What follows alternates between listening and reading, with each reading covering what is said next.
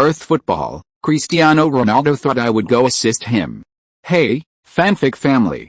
So glad to see you here again to continue this incredible adventure.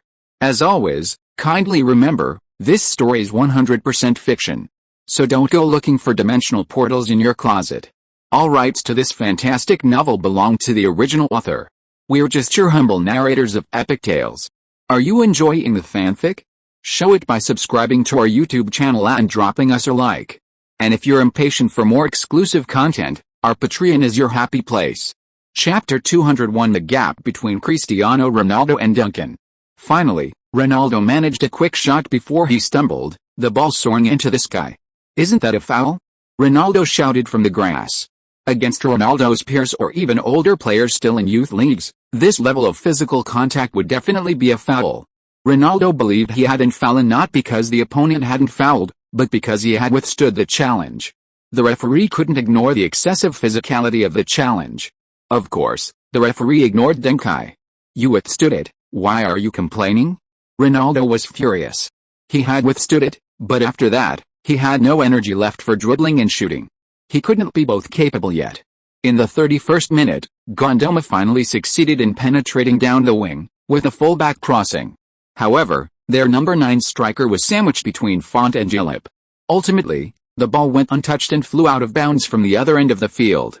In the 40th minute, after complaining for most of the game, Ronaldo finally received a visit from Kai. Deng Kai moved to the left flank and began combining with Ronaldo.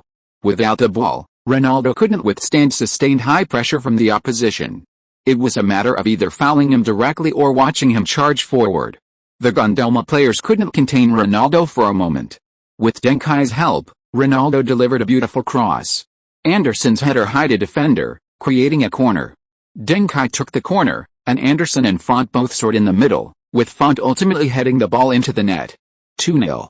Moreira scored 2 goals, leveraging Ronaldo's presence and attacking threat. But these goals had little to do with Ronaldo himself. Augusto knew he had lost this tactical battle.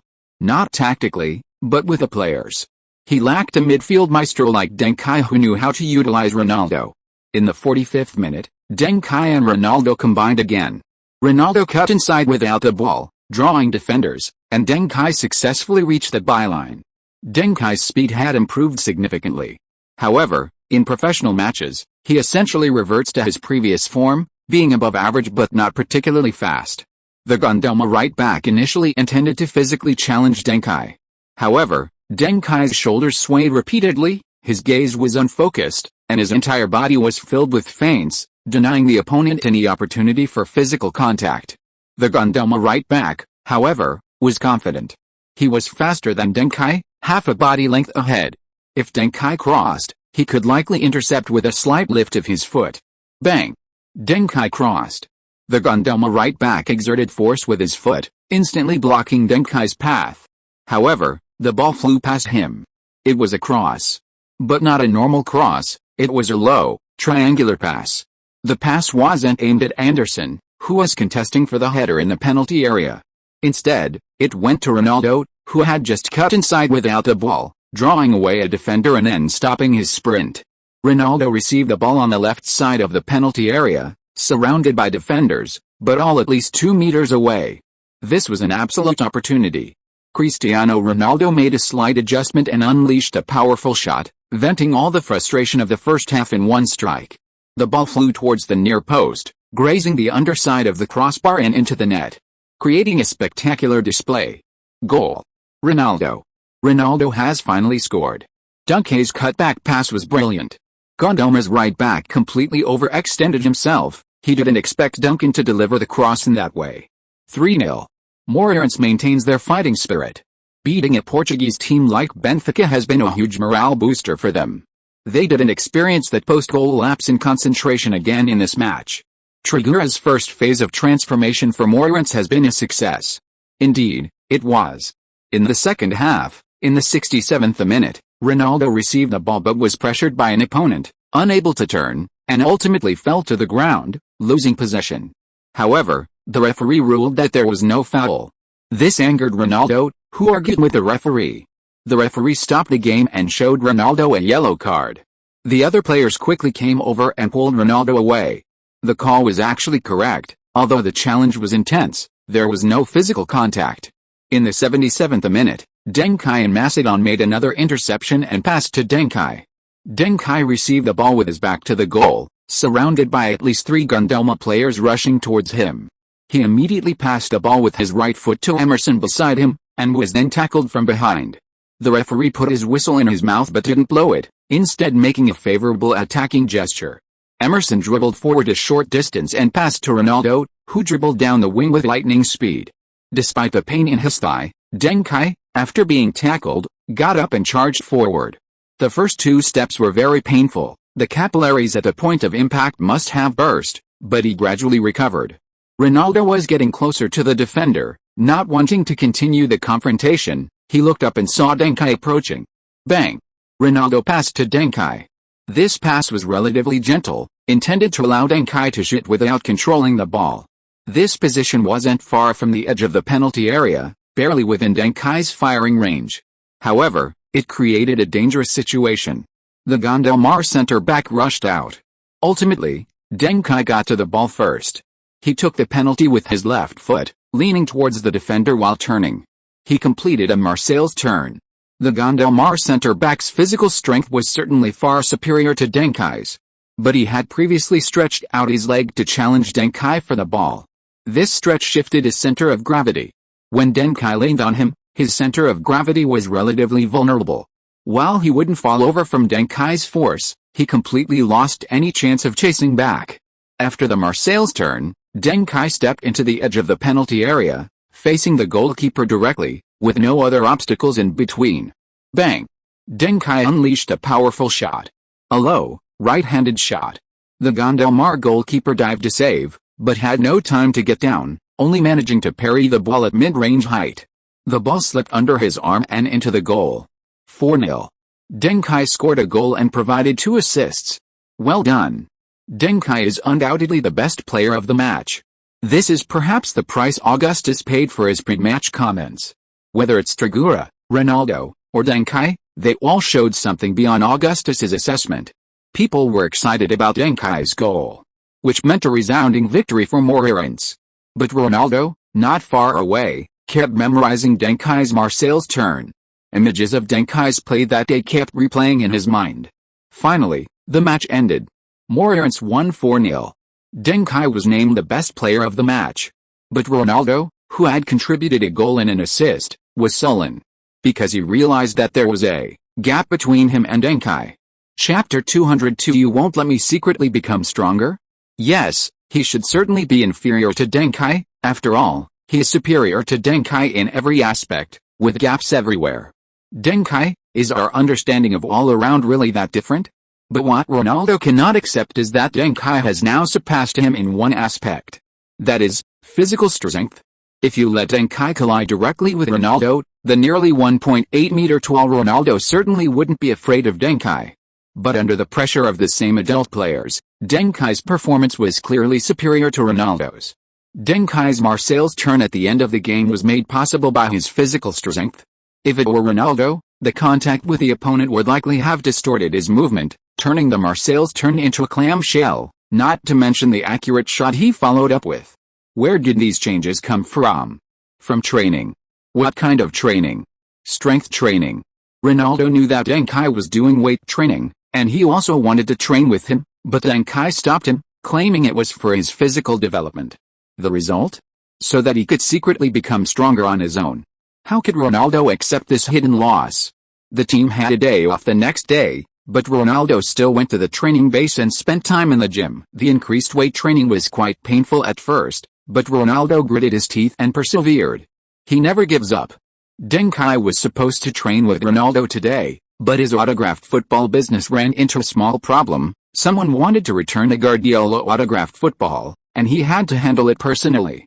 Guardiola's performance has been declining lately, so it's time to have a serious talk with Victoria and ask her to get more Beckham footballs for the Lisbon fans, no, for them to upgrade their spending. Hathaway shouldn't take on too many big collaborations recently. Regardless of whether she wins an award or not, her market value will inevitably rise after the Oscars. Signing a low price now would be a loss. Signing a high price would make people think they were doing Hathaway a favor, when in fact it's something Hathaway won anyway, and it's not worth gaining favors for no reason. It's better to have a few casual afternoon teas with Victoria, chatting about fashion, clothing, and beauty, a good way to recharge.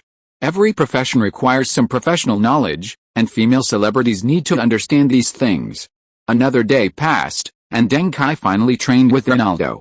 But when he saw Ronaldo follow him into the gym and start increasing the weight, he stopped him. "When did you start?" Deng Kai asked. "Yesterday." Ronaldo hadn't even stopped bench pressing. "Why?" Deng Kai pressed his hand against the barbell. "Because I want to get stronger. I don't want them to just stick to me and annoy me, leaving me with no extra strength to handle the ball." Ronaldo's face turned red, but he couldn't lift the weight at all. "I understand," Deng Kai nodded. "But in my opinion, Ronaldo, you're wasting one of the few opportunities God has given you." Ronaldo frowned. "I value time and opportunity more than anyone else. I have a family to support, and I'm not as good at business as you, freeing my parents from their tedious work so early. So I need to work twice as hard." Deng Kai spread his hands. "If that's the case, you should have said so earlier. I can get your whole family to help me. I'm currently short-handed. I can offer them the same salaries as my parents, and if you partner with me, I can even give you some shares. Of course, I have more shares than you, but that's not because I'm stingy. It's because business has its inherent rules, and I have to make it develop according to my plan." Ronaldo stood up. "But I'm not your company. Why should I do things according to your plan? I've wanted to start physical training for a long time. If I had done things my way, I wouldn't have been so embarrassed in the last game. I wouldn't have had that adjustment period when I first joined the Portuguese second division. My goal tally would be 2 or 3 times what it is now. I have the ability. You know that very well." Deng Kai nodded. "Of course, so you mean, am I trying to make you weaker? Do I want you to be worse, is that it?" Ronaldo hesitated, realizing he had said the wrong thing. Finally, he said, "Sorry, Kai, you know that's not what I meant. I got a little emotional. I just want to be stronger. I can't accept myself stagnating. There's more than one way to become stronger, and what you've seen isn't the best." Deng Kai wasn't angry with Ronaldo. They had spent so much time together and knew Ronaldo's temperament all too well. He had an almost obsessive competitiveness, a terrifying obsession with victory. This made his life anything but peaceful. He was constantly driven, tormented, and tortured by this obsession. Deng Kai took Ronaldo to Trigler's office, where Trigler was already there. Deng Kai asked Trigler to bring out the data reports, and Trigler roughly understood what was going on. In fact, even if Deng Kai hadn't brought Ronaldo, Trigler would have gone to see Ronaldo anyway. He had heard that Ronaldo had been doing weight training at the gym. Trigura and Duncan shared the same opinion, to stop Ronaldo. Soon, Duncan and Trigura used data to show Ronaldo that the people who understood him best weren't himself, but them. "Trigura, I pulled up all your match data, physical data, teammate data, and standard data for players of your age from Sporting Lisbon's Youth Academy, including your data from Madeira, Chris. Thanks to Deng Kai's reminder, I discovered a serious problem. That is, you almost never play against opponents of the same level, not in terms of age, although you almost never play against your own age either, you always play against kids older than you.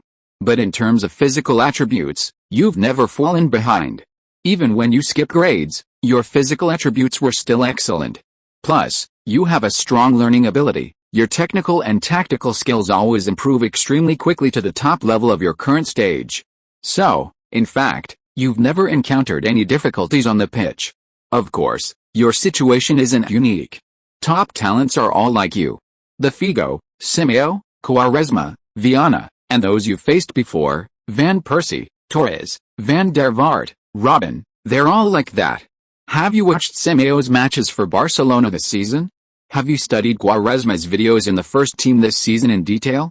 They all have one thing in common, they are very similar to your last game. If you are listening to this novel on a channel other than Fanfic World, it means it was downloaded and re-uploaded without effort. We warmly invite you to visit our channel, Fanfic World. There you will find the original version of this story and many other novels of various genres. We look forward to seeing you dive into a world of incredible novels. Chapter 203: Strong Football and Weak Football.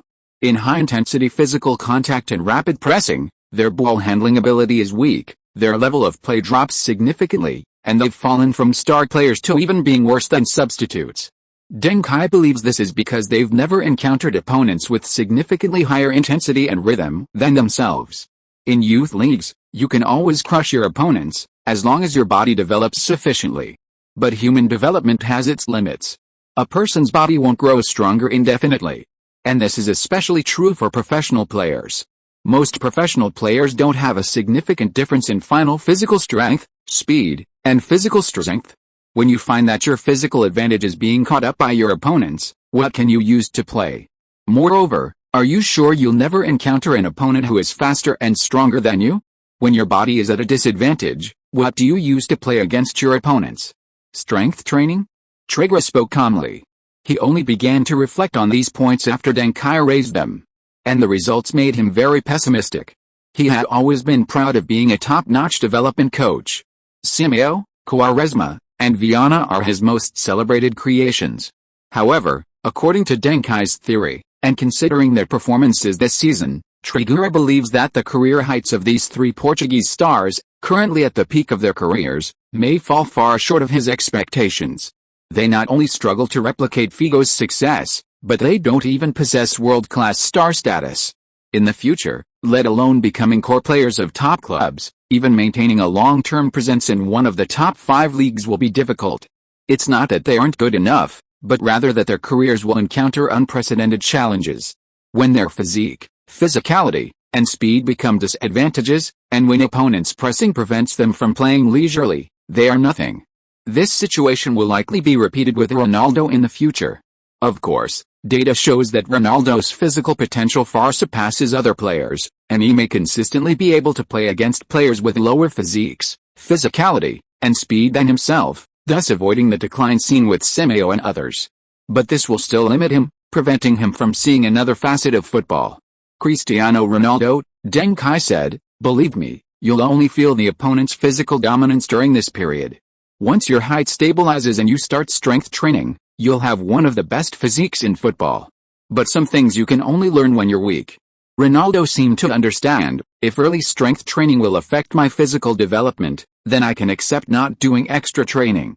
I actually agreed to that before, but what did you mean by your last sentence? Deng Kai smiled. You think my Marseille's turn in the last game was based on my physicality, right? Ronaldo nodded. Deng Kai said, I admit that physical strength helps, but if it were you, with your faster speed, I guarantee you would have directly dribbled past him, then been pulled down, most likely resulting in a yellow card and a free kick in a good position. That's the difference in our ball handling strategies. Because I don't have your speed, I have to utilize every part of my body. I have to use my footwork with a Marseille's turn. Use my physical strength to hold off him, give him a forceful challenge before I accelerate to slow him down, and deliberately slow down to lure him into tackle, otherwise I can't outmuscle him. And before this, I was surrounded by 3 players, and I lobbed the ball to Emerson without stopping, then got knocked down. You've encountered similar situations before, getting fouled directly. But they achieved their goal of stopping our tactical attack. Our speed in handling the ball is different. I might be half a second faster than you, maybe a second faster. That's negligible compared to your advantages in running, shooting, and physicality. But that's why I can be a key player in different teams. No one can stop me from passing without fouling, as long as I want to pass. Because I'm 0.5 seconds faster than them, a second faster. This isn't innate. It's because I've always been weaker than others since I started playing football. If I can't pass the ball faster, I lose possession. This extreme weakness shaped my unique vision and habits. You've always been strong, so you never see this, let alone master it. Most of the star players we know play dominant football, or traditional football. If others are fast, they're faster. If others are strong, they're stronger. If others have accurate shots, they're more accurate. Messi plays talent-based football. His ball control is innately top-notch, unparalleled, and impossible to replicate. Me and some others play weaker football. We lack the speed and physique to break through defenses, so we strengthen our passing ability. We're unable to compete and confront, so we expand our running range and increase our movement to receive passes. Lacking outstanding footwork, we rely on other parts of our bodies to transfer the ball, thus forming various unique styles. You're currently playing a strong style of football. But your talent tells us you're more than that. Your greatest strength is actually your adaptability and learning ability. You can absolutely master a less competitive style of football, or rather, a unique style of football. Ronaldo, thank God for the difficulties he's given you. There are opportunities for you to surpass yourself. This conversation made Ronaldo think for a long time. So, was Deng Kai talking nonsense? Regarding his own part, he was talking nonsense. His powerful passing ability comes from Guardiola's vision and De Bruyne's unconventional passing style. But regarding Ronaldo, Deng Kai wasn't talking nonsense. Ronaldo's greatest strength is definitely not his physical attributes, but his self-discipline. This self-discipline, in essence, is an unparalleled ability to learn and master. Anything that can be learned, Ronaldo can replicate through self-discipline. In the future, at 37, Ronaldo's athleticism will decline significantly, but in that difficult situation, he has developed a remarkably strong ability to drop back and receive the ball, create chances, and deliver threatening passes, seemingly simple and straightforward, yet incredibly threatening. Especially his imaginative chest passes are strokes of genius. Many people say he lacks the ability to provide support, but once he brings these skills to the table, he actually becomes a very strong support player.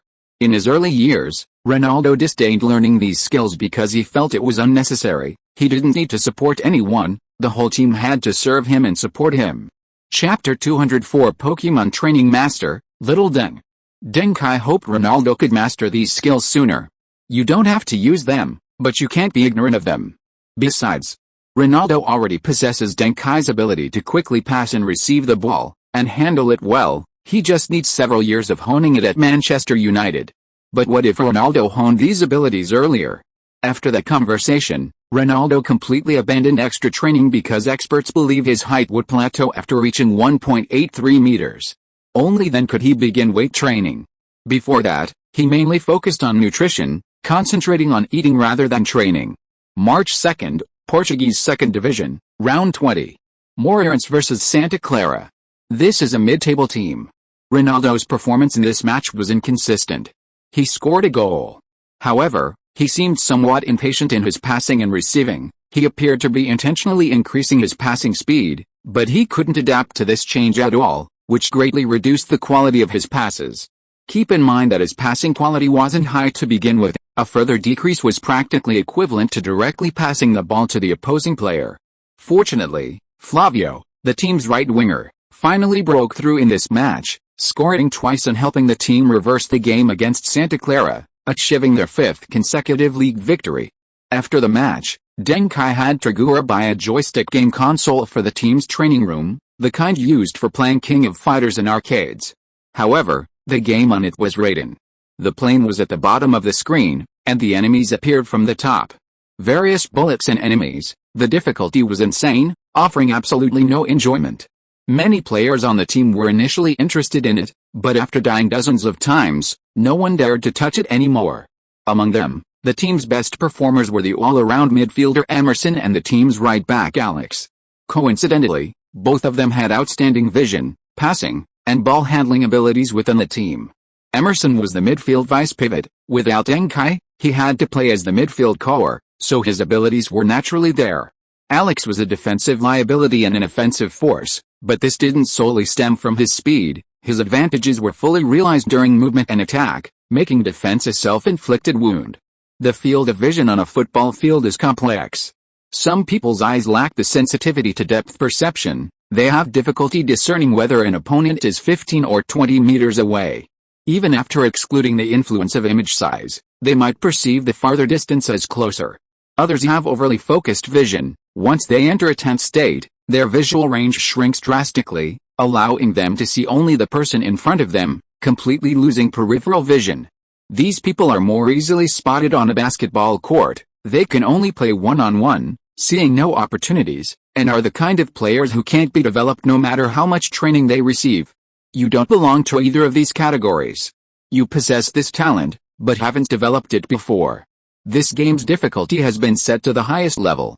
You not only need top-tier vision but also a sufficient amount of anticipation.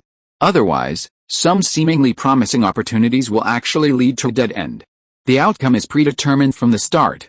Completing this game will significantly improve your ball handling and passing abilities. Next, we'll discuss actual footwork and movement. Subsequently, Cristiano Ronaldo became a well-known gaming addict in Moreirense. He loved playing games so much that he often played until tears streamed down his face. Center forward Anderson, unable to bear it any longer, said, "Ronaldo, since you're crying, how about we just give up?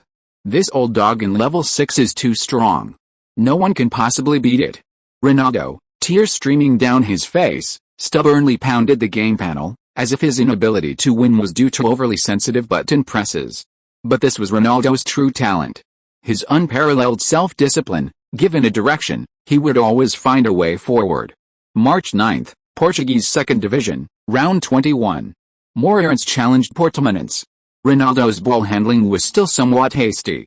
In just 1 week, he had only reduced his mistakes, but still hadn't contributed anything to the attack. However, he still managed to find a rebound opportunity in front of the goal and score. Ronaldo's poor form ultimately drew the opponent's defense.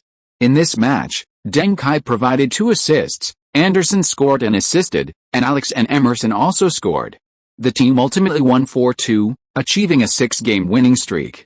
After the match, Ronaldo, who was at a disadvantage on the field, raised a new challenge. He feared being pressed and surrounded by opponents, so he needed to increase the pace of his ball handling. To increase the pace, he needed better vision and more advanced thinking. But as an attacking player, he couldn't always play defensively like Deng Kai. He had to be aggressive sometimes. What if the opponent closed in and increased intensity? Ronaldo was completely unable to handle this without strength training. Deng Kai and Trigura discussed this issue and invited a basketball training expert the next day. This expert reportedly had worked as a technical coach in the NBA for a period, and the player he focused on developing and studying during that time was Allen Iverson. First, you need to let people know you're fast. In the first few attacks, you must make another extremely fast sprint. If you're not confident in your footwork, have your teammates pass you long balls, then race against the opponent. Once the opponent knows your speed, you can start to slow down, but when you slow down, be sure to feint, make deceptive moves. This is called a threat. The purpose of feinting isn't really to get past the opponent. Dribbling in football is harder than in basketball, and it's even harder to get past someone solely through feints. The real purpose of feinting is to make the opponent constantly judge your direction and dribbling intentions. When they're judging, they can't easily come up to challenge you physically or tackle you. Sometimes, people are like machines. You need to have an idea before you act. Shoulder drop feints, lateral jumps, sudden stops and starts, half-turn attempts, eye feints, and some simple fancy moves. Make these things a part of your game. When you can incorporate these things without thinking, you have more time to think than others. Because others have to think about your actions. When you are well prepared and your opponent is unprepared, even if they are far stronger than you may still win the contest. The technical staff provided Ronaldo with tactical guidance, making his feints more threatening.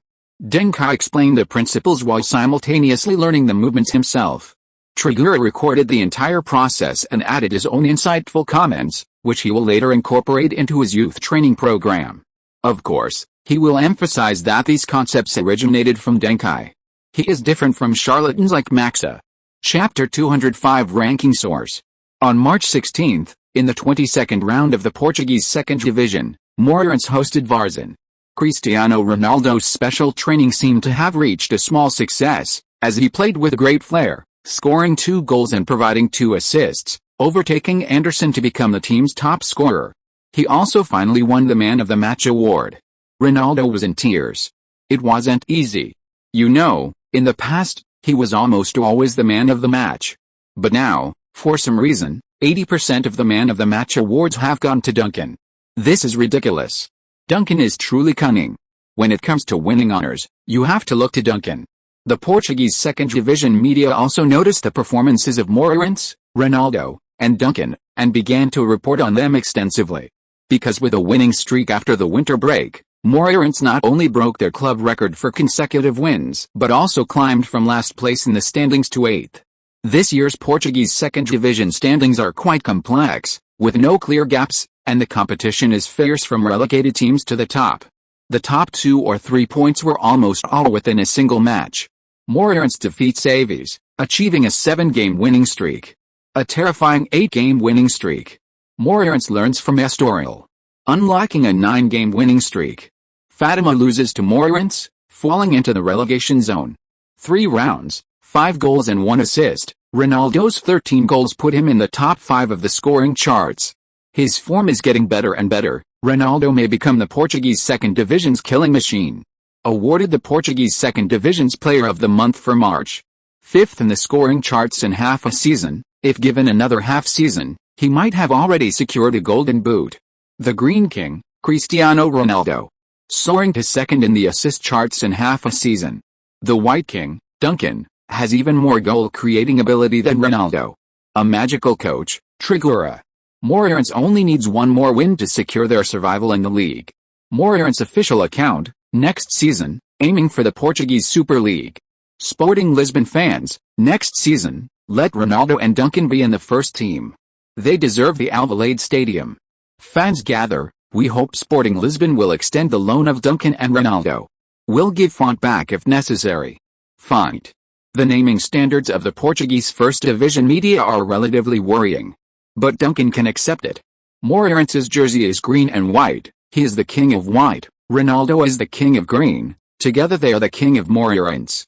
Okay. But Ronaldo expressed dissatisfaction. Having obtained a Chinese proficiency certificate made by Duncan, Ronaldo certainly knows what green means in China. If possible, he still hopes he can be whiter, not so green. To this, Duncan said, "This is because the Portuguese people still have more faith in you. Don't forget that most of the Portuguese flag is green. Your green belongs to Portugal's national green." Ronaldo even seemed to have something to be happy about for a moment. After this 3-game winning streak, Morirance finally stood out among the 5th, 6th, 7th, and 8th place teams, ranking 4th in the Portuguese First Division with 37 points. Vizela leads the standings with 44 points, virtually securing first place in the league. Gil Vicente follows closely with 43 points. Rio Avenue is in 3rd place with 39 points. Behind Moorlands, 5th and 6th place are both with 36 points, continuing their pursuit of the leaders. During this league season, a major event occurred in the European and American entertainment industry. March 27th. The annual Academy Awards ceremony was held. One after another, movie stars walked the red carpet. When it was the turn of the Princess Diaries cast, the main cast appeared together, giving fans a treat and creating a high point on the red carpet. But sharp-eyed reporters quickly noticed something amiss. Director Marshall led the male characters of the film onto the stage, resembling a Hollywood boy band. The next group, veteran actress Julie Andrews, arrived with her on-screen secretary, Marshall's daughter, Catherine, second led Matarazzo, lead actress Hathaway, and Hathaway's arm-in-arm with Deng Kai. A flurry of flashbulbs went off. Everyone assumed that girl groups would follow boy groups. Unexpectedly, a male member was also included in the girl group. It wouldn't be an exaggeration to say he was the center of attention. North American journalists were already familiar with this young man. Deng Kai, a Portuguese Chinese, was gaining recognition in European football and seemed to have considerable potential. The competition for the Oscar for Best Actress was fierce. Besides Hathaway, there were also Meryl Streep, later known as Aunt Meryl, Annette Bening, Hilary Swank, Jenny McTeer, Julianne Moore, and other famous actresses. Ultimately, Hathaway, thanks to a powerful public relations campaign, stood on the podium, achieving the miracle of winning the highest award for her debut film. This also allowed director Gary Marshall to make up for the only regret of his life. 10 years earlier, his film Pretty Woman was a huge hit, but the lead actress, Julia Roberts, was only nominated for Best Actress and failed to win the award. This led to the saying in the industry that romance films don't deserve the Best Actress award. This time, however, Marshall brought out Hathaway, breaking prejudices and going all out. Hathaway's acceptance speech wasn't entirely unprepared. All nominees prepare speeches, even if they claim they haven't prepared at all. So her speech was quite appropriate. But what everyone focused on was Hathaway's actions before accepting the award. When the host announced Hathaway's name, all the spotlights were on her. Hathaway stood up and hugged everyone around her, but instead of heading straight for the stage, she hugged Deng Kai beside her in the aisle and asked, "If there's anything I've wanted to do before but didn't have the chance to, do you think I can do it now?" Deng Kai immediately thought of what he had discussed with Hathaway before flying there. Hathaway had said she wanted to get a football-themed manicure. But Deng Kai thought that football as a manicure really wouldn't look good. Such a strange aesthetic would lose him fans, right? If you really want to, then it's best to do it once, otherwise. Before Deng Kai could finish his joke, Hathaway gave him a big, bright red lipstick kiss on the cheek. Deng Kai was stunned. Holy crap! This is going too far? The guests at the scene erupted in cheers, as if America had won against China. Deng Kai could lose, but he couldn't let his countrymen down. You can be a Chinese wife, but I can't be an American son-in-law. Deng Kai pulled Hathaway back from the stage and kissed her. Lips to lips. Soft, smooth touch. Warm, moist, fragrant. A little sweet. The audience erupted in screams and wails. America had lost. Afterwards, news spread like wildfire that Hathaway and Deng Kai had tied the knot at the Oscars. Chapter 206. This time it's a real homecoming. You've really fallen. You're obsessed with women. You're only 15. You've set a terrible example for all teenagers. You're utterly disgraced. Even almost a month after the Oscars, Ronaldo continued to verbally attack Deng Kai whenever they were alone. So much so that Deng Kai, wanting Ronaldo to say something fresh, bought him every issue of the boring newspaper, so he could copy, or rather, learn from, the truly insightful comments of the critics. Just look at the headlines of each issue of Bora, so sensational. Deng Kai is vain. He wouldn't agree to date Hathaway until she became queen, and after one, he kissed her. Hathaway met the wrong person. Deng Kai's spirit clashes with that of contemporary North American women. He discriminates between men and women, even choosing to use the men's restroom. 3 matches, 1 goal and 2 assists. Deng Kai's decline is evident after confirming his relationship with Hathaway. His talent has run out. When a player becomes famous not through football, but through dating a celebrity, that player has almost no room for advancement. Cristiano Ronaldo is becoming the new master on the field, while Deng Kai should go into acting. Moreirense draws Sporting Lisbon in the Portuguese Cup. Deng Kai might deliberately lose to try and return to Sporting Lisbon's first team. Moreirense will be eliminated, but Deng Kai and Ronaldo might stay in Lisbon? Sporting Lisbon struggles to win the league. The Portuguese Cup might be their best chance. The Portuguese Cup semi-final is Moreirense versus Sporting Lisbon. Outsiders might doubt Moreirense's determination to win this match, but those familiar with the story of Tragura and Sporting Lisbon know that Moreirense will play even harder against Sporting Lisbon than against Benfica. This is his best chance to tell the club they made the wrong choice. In this period after his relationship, after Oscar, Deng Kai has also gained something in the game. His intensive training has yielded significant progress, resulting in a major improvement in his physical stats, along with enhancements to his technical attributes equals offensive positioning. 71 plus 1 dribbling. 71 plus 1 shooting. 65 plus 3 set pieces. 65 plus 2 long passes. 69 plus 3 tackling. 54 plus 1 blocking. 44 plus 2 clearance. 50 plus 2 heading. 57 plus 3 curve. 62 plus 2 equals speed. 67 plus 4 acceleration. 70 plus 3 step frequency. 75 plus 2 footwork. 62 plus 5 jumping. 59 plus 4 strength. 60 plus 4 agility. 75 plus 1 stamina. 66 plus 5 equals. This significant improvement doesn't mean there won't be further progress. Continued training will lead to even greater improvements than normal. Deng Kai has also gained valuable skills, acquiring a blue player skill, long shot, and a purple star skill, one-on-one combat.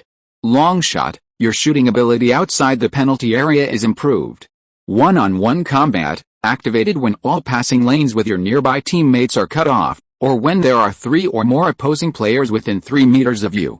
Your speed, strength, dribbling, ball control, and shooting abilities are all slightly increased for 1 minute. It can be activated 3 times per match. These 2 skills somewhat compensate for Deng Kai's lack of firepower. Yes, despite Deng Kai's high goal tally, his overall attacking prowess isn't particularly strong. His arsenal of offensive weapons is far from extensive. As his physical attributes improve, his offensive methods should become more diverse, as many skills require specific attribute points to unlock. For example, shooting and curve are directly related to long shots and free kicks. Some might think it's difficult for midfielders to activate skills like one-on-one combat. However, Midfield maestros are often double-teamed by the opponent. The most famous example is probably Lionel Messi. "I'm born to be a wall." At the pre-match press conference for the Portuguese Cup semi-final, Trigueira stated bluntly, "I am now the head coach of Moreirense, and my sole mission is to lead Moreirense to victory. And based on my understanding of Moreirense and Sporting Lisbon, we have every chance to take a win away at the Alvalade Stadium." Reporter, why are you so confident? Is it because of the recent hot form of Ronaldo and Duncan? Trigueira, they are certainly one reason, but there are many more. This Sporting Lisbon team is not on the right track, from the top management to the players on field duties. Reporter, it seems you have a lot of resentment. Trigueira, I want Sporting Lisbon to do better, but if I find that they can't do it without me, I won't abandon my responsibility to them. Reporter, okay, then let's talk about Duncan. What do you think of his girlfriend? We all know that Ferguson didn't like Beckham's wife, Victoria, and Duncan seems to be facing the same problem as Beckham. Trigueira, as you said, he's in excellent form recently, so why should I have any opinions about him or his girlfriend? The reporter didn't get the answer he wanted from Trigueira, so he interviewed Materazzi instead. Reporter, have you made any special tactical arrangements against Moreirense? Materazzi seemed even more confident. Special arrangements? No, not needed. Our goal is to win the league title. We will conduct targeted analysis against Porto, but Moreirense is just an ordinary League One team. We have Jardel, the best centre-forward in the Portuguese league, Quaresma, the youngest star winger in the Portuguese league. We also brought in Schmeichel, the treble-winning goalkeeper from Manchester United, and Viana, Portugal's most talented midfielder. If we utilize their abilities, we can defeat everything. To be fair, Materazzi wasn't exaggerating. On the day of the match, Moreirense's team bus returned to Lisbon. Last time, they visited the Estádio da Luz and took the lead. This time, they went directly to the Alvalade Stadium, the home ground of Duncan and Ronaldo. The Moreirense players had guessed that Duncan and Ronaldo might even receive special treatment from the local fans, but they truly didn't expect to see huge posters of Duncan and Ronaldo outside the stadium. It's no smaller than the posters for Jardel, Quaresma, and Schmeichel. Keep in mind, even Viana doesn't have posters. No wonder Sporting Lisbon always manages to sell players for high prices. Besides genuinely helping players inflate their stats, they really know how to capitalize on media attention. Deng Kai's media attention has exploded because of the Hathaway incident. Although the European entertainment industry considers itself top tier, they still unconsciously pay attention to Hollywood. That's the world's film and entertainment center, and anything related to it receives more attention elsewhere. Chapter 217 1 versus Team 2? The stadium was completely sold out today. Over 50,000 fans were all dressed in matching green and white jerseys. 99.99% of them were Sporting Lisbon jerseys. Even Moreirense's jerseys were indistinguishable, as the two are very similar. This match, played at Sporting Lisbon's home ground, will also contribute to Moreirense's ticket revenue. Sporting Lisbon wore green and white stripes. Moreirense, on the other hand, wore their away jersey, a blue one. Since it's the semi-final, Sporting Lisbon took this match very seriously, and thus fielded almost their entire starting lineup. The three forwards, from left to right, were Quaimeu, Jardel, and Quaresma. The latter two need no introduction. One is a two-time Portuguese League Golden Boot winner, and it looks like he'll win another one this year, achieving a three-peat. The other is a rising star heavily promoted by the team. Even Quaimeu is no unknown player. His two nephews, Andreu and Jordaneu, will both become strong players in the top 5 European leagues, playing together for Ghana and leading the team to the World Cup in 2022. In the first round of the group stage match against Portugal, Ghanaian captain Andreu equalized for his team, putting immense pressure on Portugal. However, after being substituted, before he could even celebrate with his teammates, Portugal took the lead, leaving Andreu with a frozen expression, becoming one of the most memorable moments of the Qatar World Cup. Sporting Lisbon's midfield lineup consists of Viana, who has just recovered from injury and is still finding his form and adapting to the Portuguese league, defensive midfielder Delfim Jose, and versatile midfielder Pedro Alfredo Santos Barbosa. Under Quaresma's brilliance, Viana seems insignificant, but in fact, it's already legendary that he became a starting midfielder for a Portuguese powerhouse in the same year. After Quaresma is sold in this summer, the club will concentrate all its resources on promoting him. Sporting Lisbon labels him their own Rui Costa. The defense, from left to right, consists of Jorge, Marcos, Roberto Luis, and Abdallah. Jorge's real name is quite long, so I won't go into detail. Marcos transferred from PSV Eindhoven this season and has found his professional spring at Sporting Lisbon, where he was previously a substitute. The goalkeeper is Schmeichel, the Danish international signed from Manchester United this year. He is arguably the most decorated and skilled player on the team. Before the match, Trigura made detailed strategic plans against Sporting Lisbon. They borrowed their tactics from the match against Augustos Gondomar, aiming to cut off Jardel's connection with the team, deny him the ball, and neutralize this top striker in the Portuguese league. When both teams entered the pitch, the fans cheered continuously, giving enthusiastic applause to both Sporting Lisbon and Moreirense players. On one hand, in the hearts of these fans, Moreirense is Sporting Lisbon's reserve team. Not only were their jerseys similar, but crucially, the opposing team's star player was a youth academy player on loan for training. The relationship was incredibly close. On the other hand, no one thought Moreirense would cause Sporting Lisbon any trouble. When people are doing well, they're friendly towards the world. The fans even chanted Ronaldo, Ronaldo, and Kaiser, Kaiser, in a friendly manner. The atmosphere didn't feel like a Portuguese Cup semi-final at all. It felt more like a friendly match where the outcome was irrelevant, friendship first, competition second. The whistle blew, and the match officially began. After a brief 3 or 4 minutes of trembling, the ball was controlled by Sporting Lisbon's players. This reflected the players' overall ability, which was normal. Moreirense quickly settled into their positions. If they couldn't maintain possession, they would adopt a defensive strategy, but their defensive attitude was proactive, applying pressure. Weak, but not entirely weak. In the 4th minute, a well-recovered Viana delivered a brilliant through ball, a moment of genius. Macedo was completely outmaneuvered by this pass. Kirip aggressively positioned himself, attempting to intercept the ball early, but was roughly shoved aside by Jardel. As a center-back, Kirip was completely outmatched by Jardel in terms of physical strength. Kirip is still young, playing for the national youth team. His excellence stems from his near Prince League One center-back level at such a young age. But Jardel is the highest scoring player in the Portuguese league, a super striker. Charging him is a piece of cake. Anyone who's played football knows that even strong young students have a hard time out-muscling middle-aged players on the field. It's just a matter of luck. Fortunately, Font paid enough attention to Jardel, closing him down in time and poking the ball away from Jardel's feet. Otherwise, Jardel would have shot. Even with such a heavy defensive presence, Jardel couldn't be completely contained. He demonstrated his strength to Moreirense. This led Moreirense to increase his focus on him. Macedo, the defensive midfielder, was practically becoming a center-back, closely marking Jardel.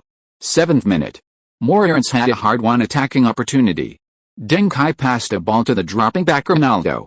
Ronaldo received the ball and immediately surged forward, engaging in a 100-meter race with the opposing right back, Abdallah.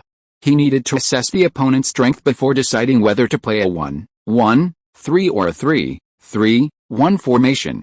Abdallah was fast, and the two sprinted from the halfway line into the attacking third, with Ronaldo only half a body length ahead. The cross was good, but the cut inside was lacking. This right back was fast. Whoosh! After slowing down slightly, Ronaldo flicked the ball with his heel, changing direction and sending Abdallah flying while simultaneously cutting inside. A little speed gave him the initiative. Ronaldo surged into the penalty area, repeatedly using step-overs against the opposing center-back. Having already entered the box, Roberto Luis hesitated to tackle. However, Ronaldo only used step-overs, not advancing, and Luis remained unfazed. Abdallah slipped as he flew out, but is now getting up to help defend. The other defenders are also getting into position. This kind of step-over only makes Ronaldo's chances of scoring increasingly slim. Suddenly, Ronaldo flicks the ball to his right, creating space and angle for a low-angle shot. Luis raises his leg behind his back, trying his best to block. Schmeichel also adjusts his position immediately, ready to make the save. But the next moment, Schmeichel realizes something is wrong. The shot is too weak. It's a feint. Ronaldo's shot, not a shot. He feints with his right foot, and then before his right foot lands, he flicks it with his left. The far post. Flavio heads the ball in at the far post. Absolutely no one noticed him. Except Ronaldo. This pass is reminiscent of Deng Kai. Ronaldo has been playing smarter and smarter in the Portuguese second division lately, and his short passing has gradually become more inspired. Chapter 208. Ronaldo is starting to show his talent. That fake shot was manageable, but the subsequent left-footed lob pass was extremely difficult. The key is that his right foot hadn't even landed before his left foot had to chip the ball, almost like a bent-over, straight-legged jump, very difficult to generate power, yet he still managed to chip the ball to the far post. 1-0. Moreirense gets off to a dream start. Oh. The fans are chanting Ronaldo's name because he refused Flavio's invitation to celebrate. He didn't celebrate with his former club. Ronaldo's actions earned the respect of the Sporting Lisbon fans, who applauded him. We Sporting Lisbon fans firmly believe that Moreirense alone cannot stop their progress. And indeed, they did. Although Jardel encountered difficulties, Sporting Lisbon has more than just Jardel. 9th minute. Quaresma received the ball on the right wing. After a 3-second silence with Emerson, he suddenly executed a powerful cross. Emerson was easily beaten by Quaresma. Quaresma then began cutting inside from the right wing. Seraphim retreated repeatedly, but Quaresma showed no sign of stopping, suddenly accelerating. He accelerated while changing direction, and changed direction again while accelerating. Quaresma cleanly and efficiently evaded Seraphim, charging towards the penalty area. Font had no choice but to rush out. Bang! Quaresma delivered a cross. Jardel outjumped Kirip and headed the ball into the net. Alvalade Stadium erupted in cheers. Quaresma! Quaresma! The fans chanted their hero's name. Quaresma stretched out his hands, thanking the fans and basking in the cheers. Jardel, standing nearby, frowned slightly. Wasn't he the one who scored? Shouldn't Quaresma be coming over to celebrate with him? Instead, it was him, the one who scored, celebrating with Quaresma who provided the assist? Was there no sense of hierarchy? These fans only recognized their own unfeeling. Jardel celebrated sullenly near the goal, surrounded by several players, but he and Quaresma remained clearly separated. Subsequently, both Ronaldo and Quaresma unleashed their own attacking frenzies. Coincidentally, they were both on the same side, each tormenting the opposing fullback, yet neither participating in, or rather, having the opportunity to participate in, defensive recovery on their side, a mutually beneficial situation. During this time, the commentators fairly assessed the performances of the two wingers. Quaresma's performance was undoubtedly more spectacular. He created more attacking opportunities, and his dribbling and passing were more dazzling and varied. In contrast, Ronaldo's style relied primarily on speed, with relatively simple movements. You could say he lacked agility, or you could say it was a case of skillful simplicity. But when you compare Ronaldo and Quaresma side by side, Ronaldo is already on par. Don't forget, Ronaldo is 2 years younger than Quaresma. And Quaresma himself is far superior to his peers, a genius among geniuses.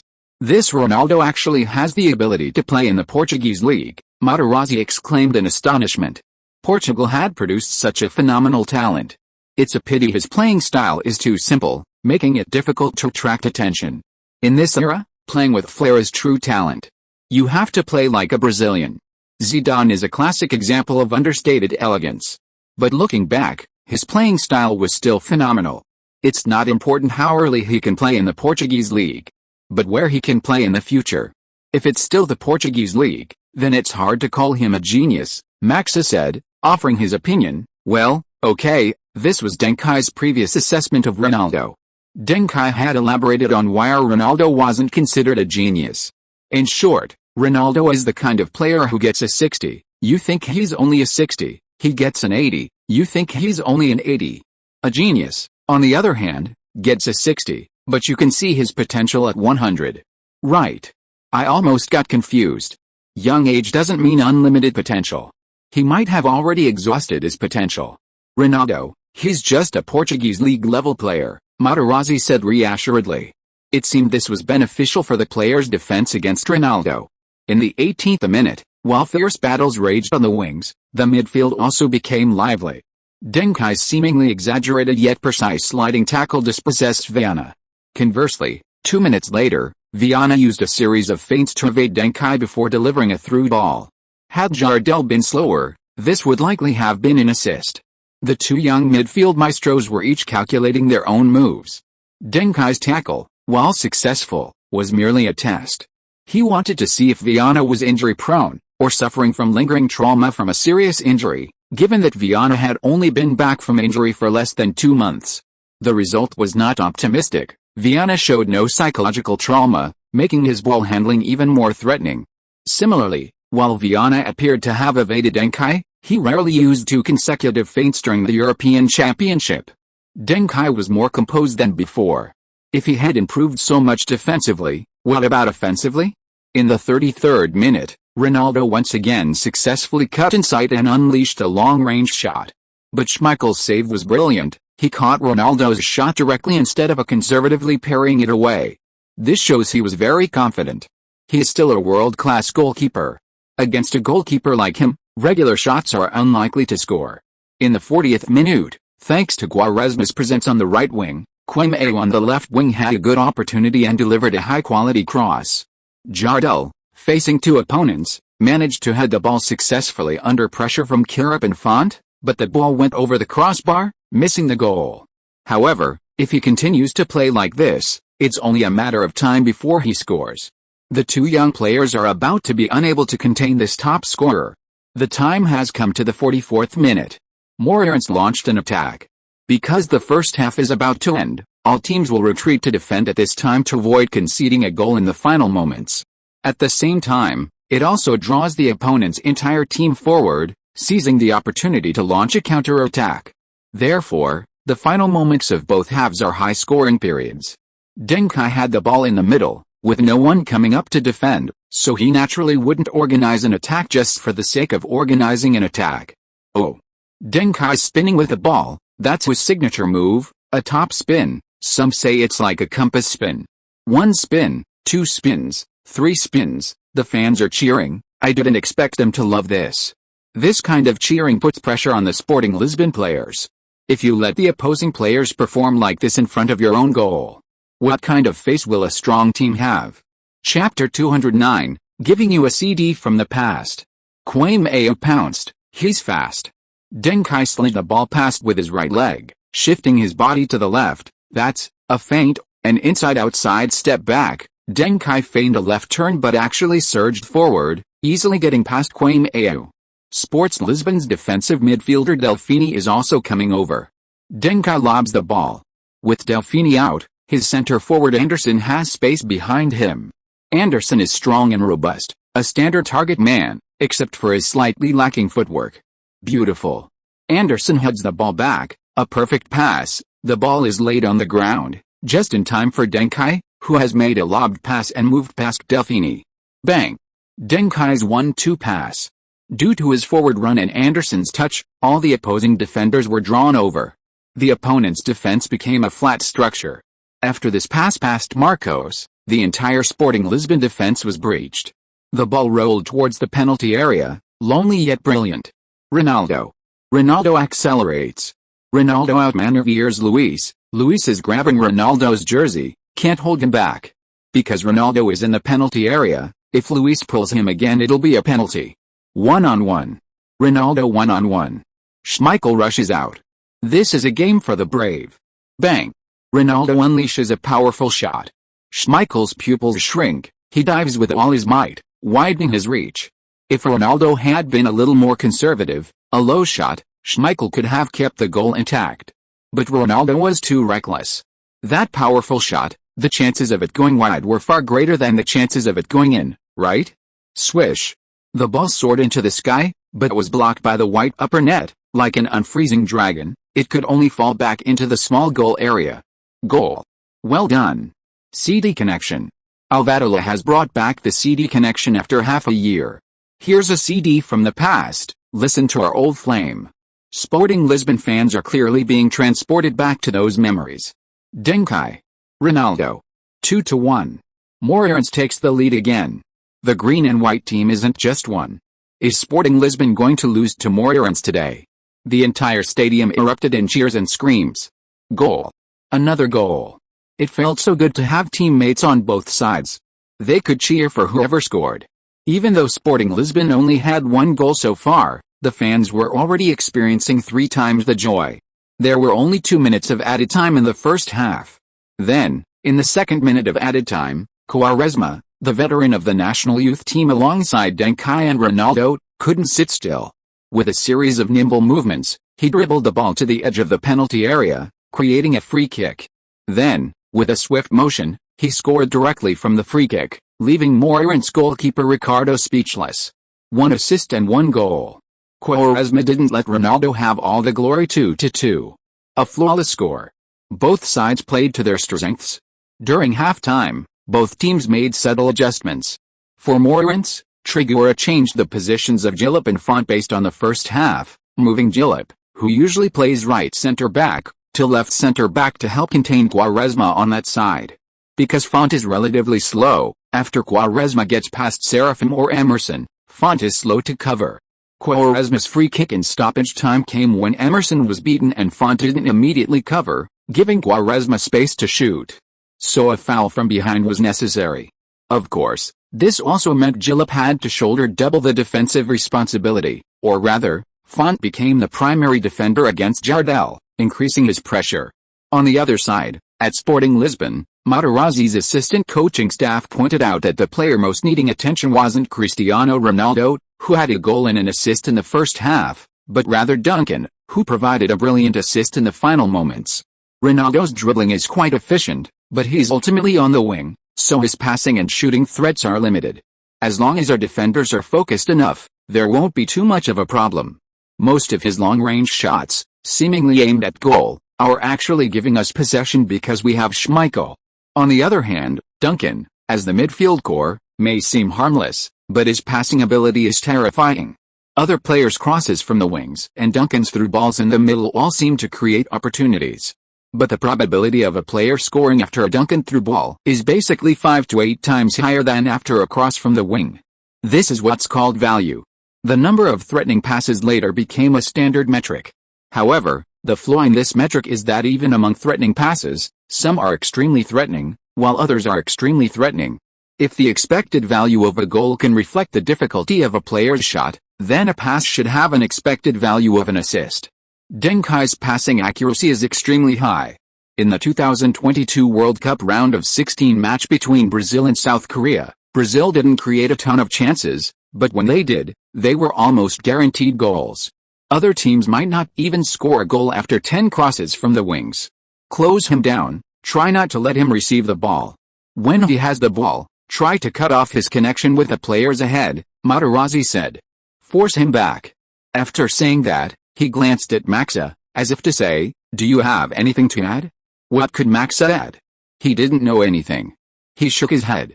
Materazzi thought Maxa was being modest, not wanting to undermine his authority as head coach, and encouraged him, it's okay, go ahead, Maxa, the team needs your opinion.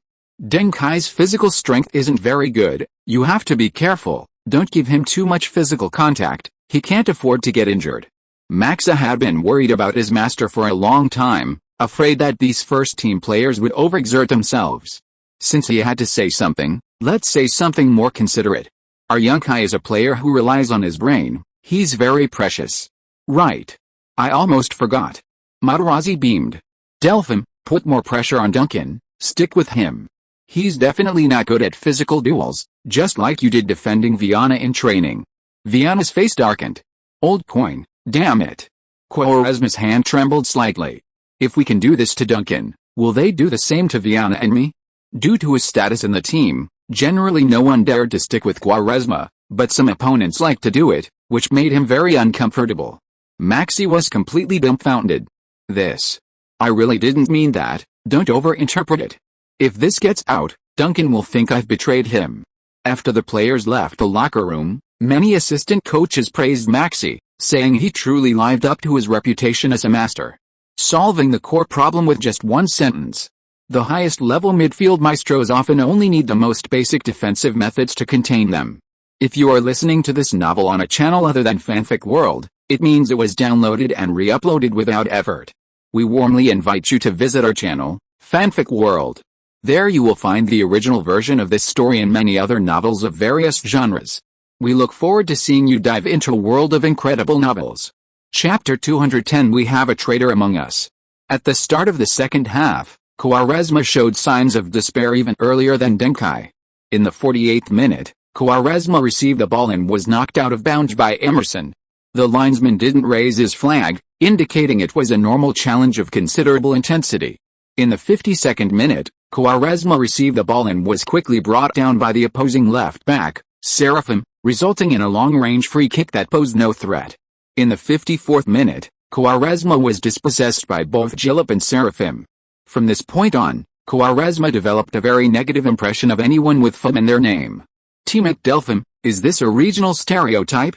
However, during this period, Deng Kai also faced intense scrutiny from Delphim, Barbosa, and even Viana. But nothing is impossible if you give up. After being fouled only once, Deng Kai abandoned any attempt to control the ball, retreating to a deeper position and becoming a workhorse, no longer giving others the opportunity to mark him. This resulted in Sporting Lisbon initiating attacks during this period. This caused cheers from Sporting Lisbon's coaching staff. Their strategy had worked. Maxa lived up to his reputation. Moreirense completely abandoned possession, their midfield was paralyzed, and their attacking threat was virtually non-existent. The assistant coaches surrounded Maxa, even wanting to toss him into the air for a celebratory moment. Maxa covered his face, but still managed to glimpse Deng Kai looking in their direction through his fingers. That fleeting eye contact chilled Maxa to the bone. Ultimately, he chose to turn Deng Kai's forgiveness with sincerity, spreading his hands as if to say, "I really didn't do anything, it was their own doing. Believe me, Deng Kai." The commentator noticed the eye contact and Maxa's shrug, and said, "Oh." As everyone knows, Maxa is a gem of Sporting Lisbon's first-team coaching staff. Both Augusto and Materazzi hold him in high esteem. He's a true tactical mastermind.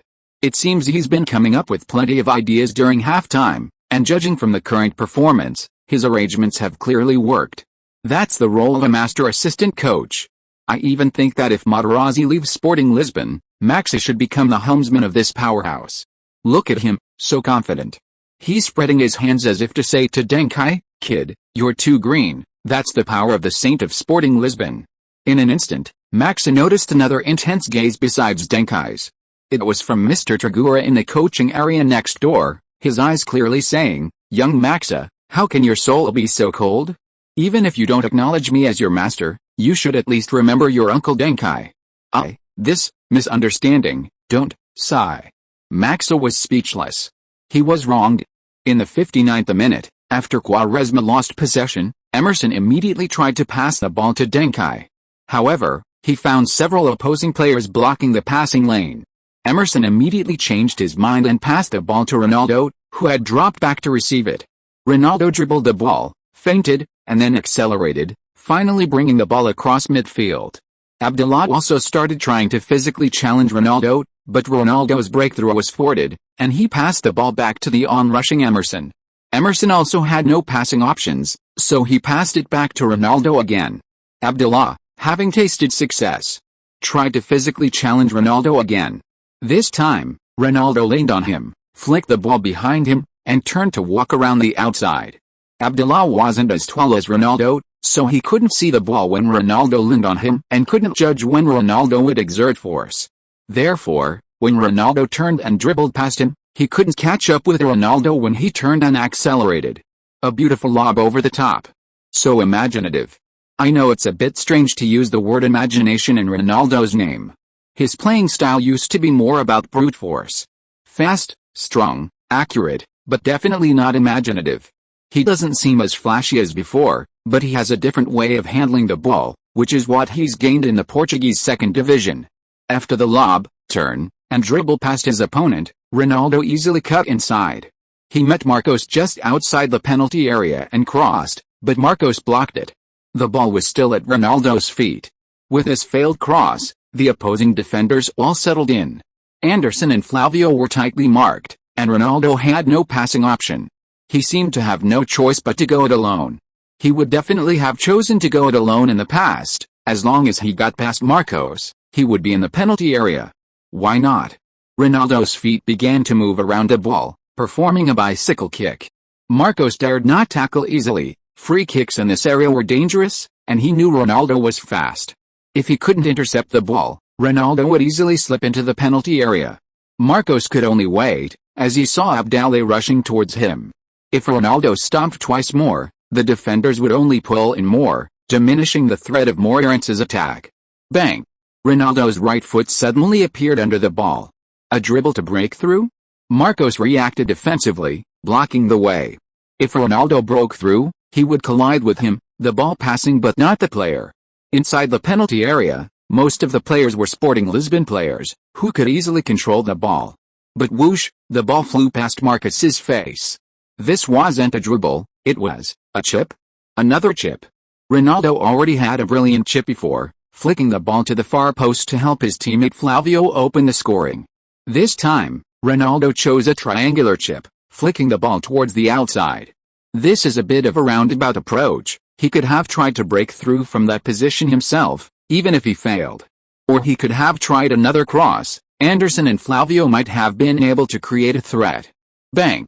Before the commentators could offer any further commentary, Deng Kai, rushing to the edge of the penalty area, braced himself against Viana with his right hand and unleashed a powerful volley with his left foot. A divine strike. Swish! The ball almost became a white line. Schmeichel made a desperate dive, stretching out in the air. But the ball nestled into the top left corner of the goal. Unstoppable. Bang! Schmeichel bounced up immediately after landing, looking at Deng Kai. The quality of that volley was incredible. Scholes? Matthias? Bergkamp? No, Zidane. That shot was so Zidane. That kind of super long-range shot wrapped in art, seemingly ornate, yet as hard as steel. Goal. KKKKKK, D. The commentators, after all, didn't know that Deng Kai didn't like Durant. The fans in the stadium were ignited once again. 3-2. Moreirense are so tenacious. They've taken the lead for the third time in this match. Deng Kai's long-range shot was stunning, completely unstoppable. From Schmeichel's face, you can easily see how incredible that shot was. Chapter 211. Is it allowed to play football like this? Ronaldo's pass was great, and Deng Kai's shot was even better.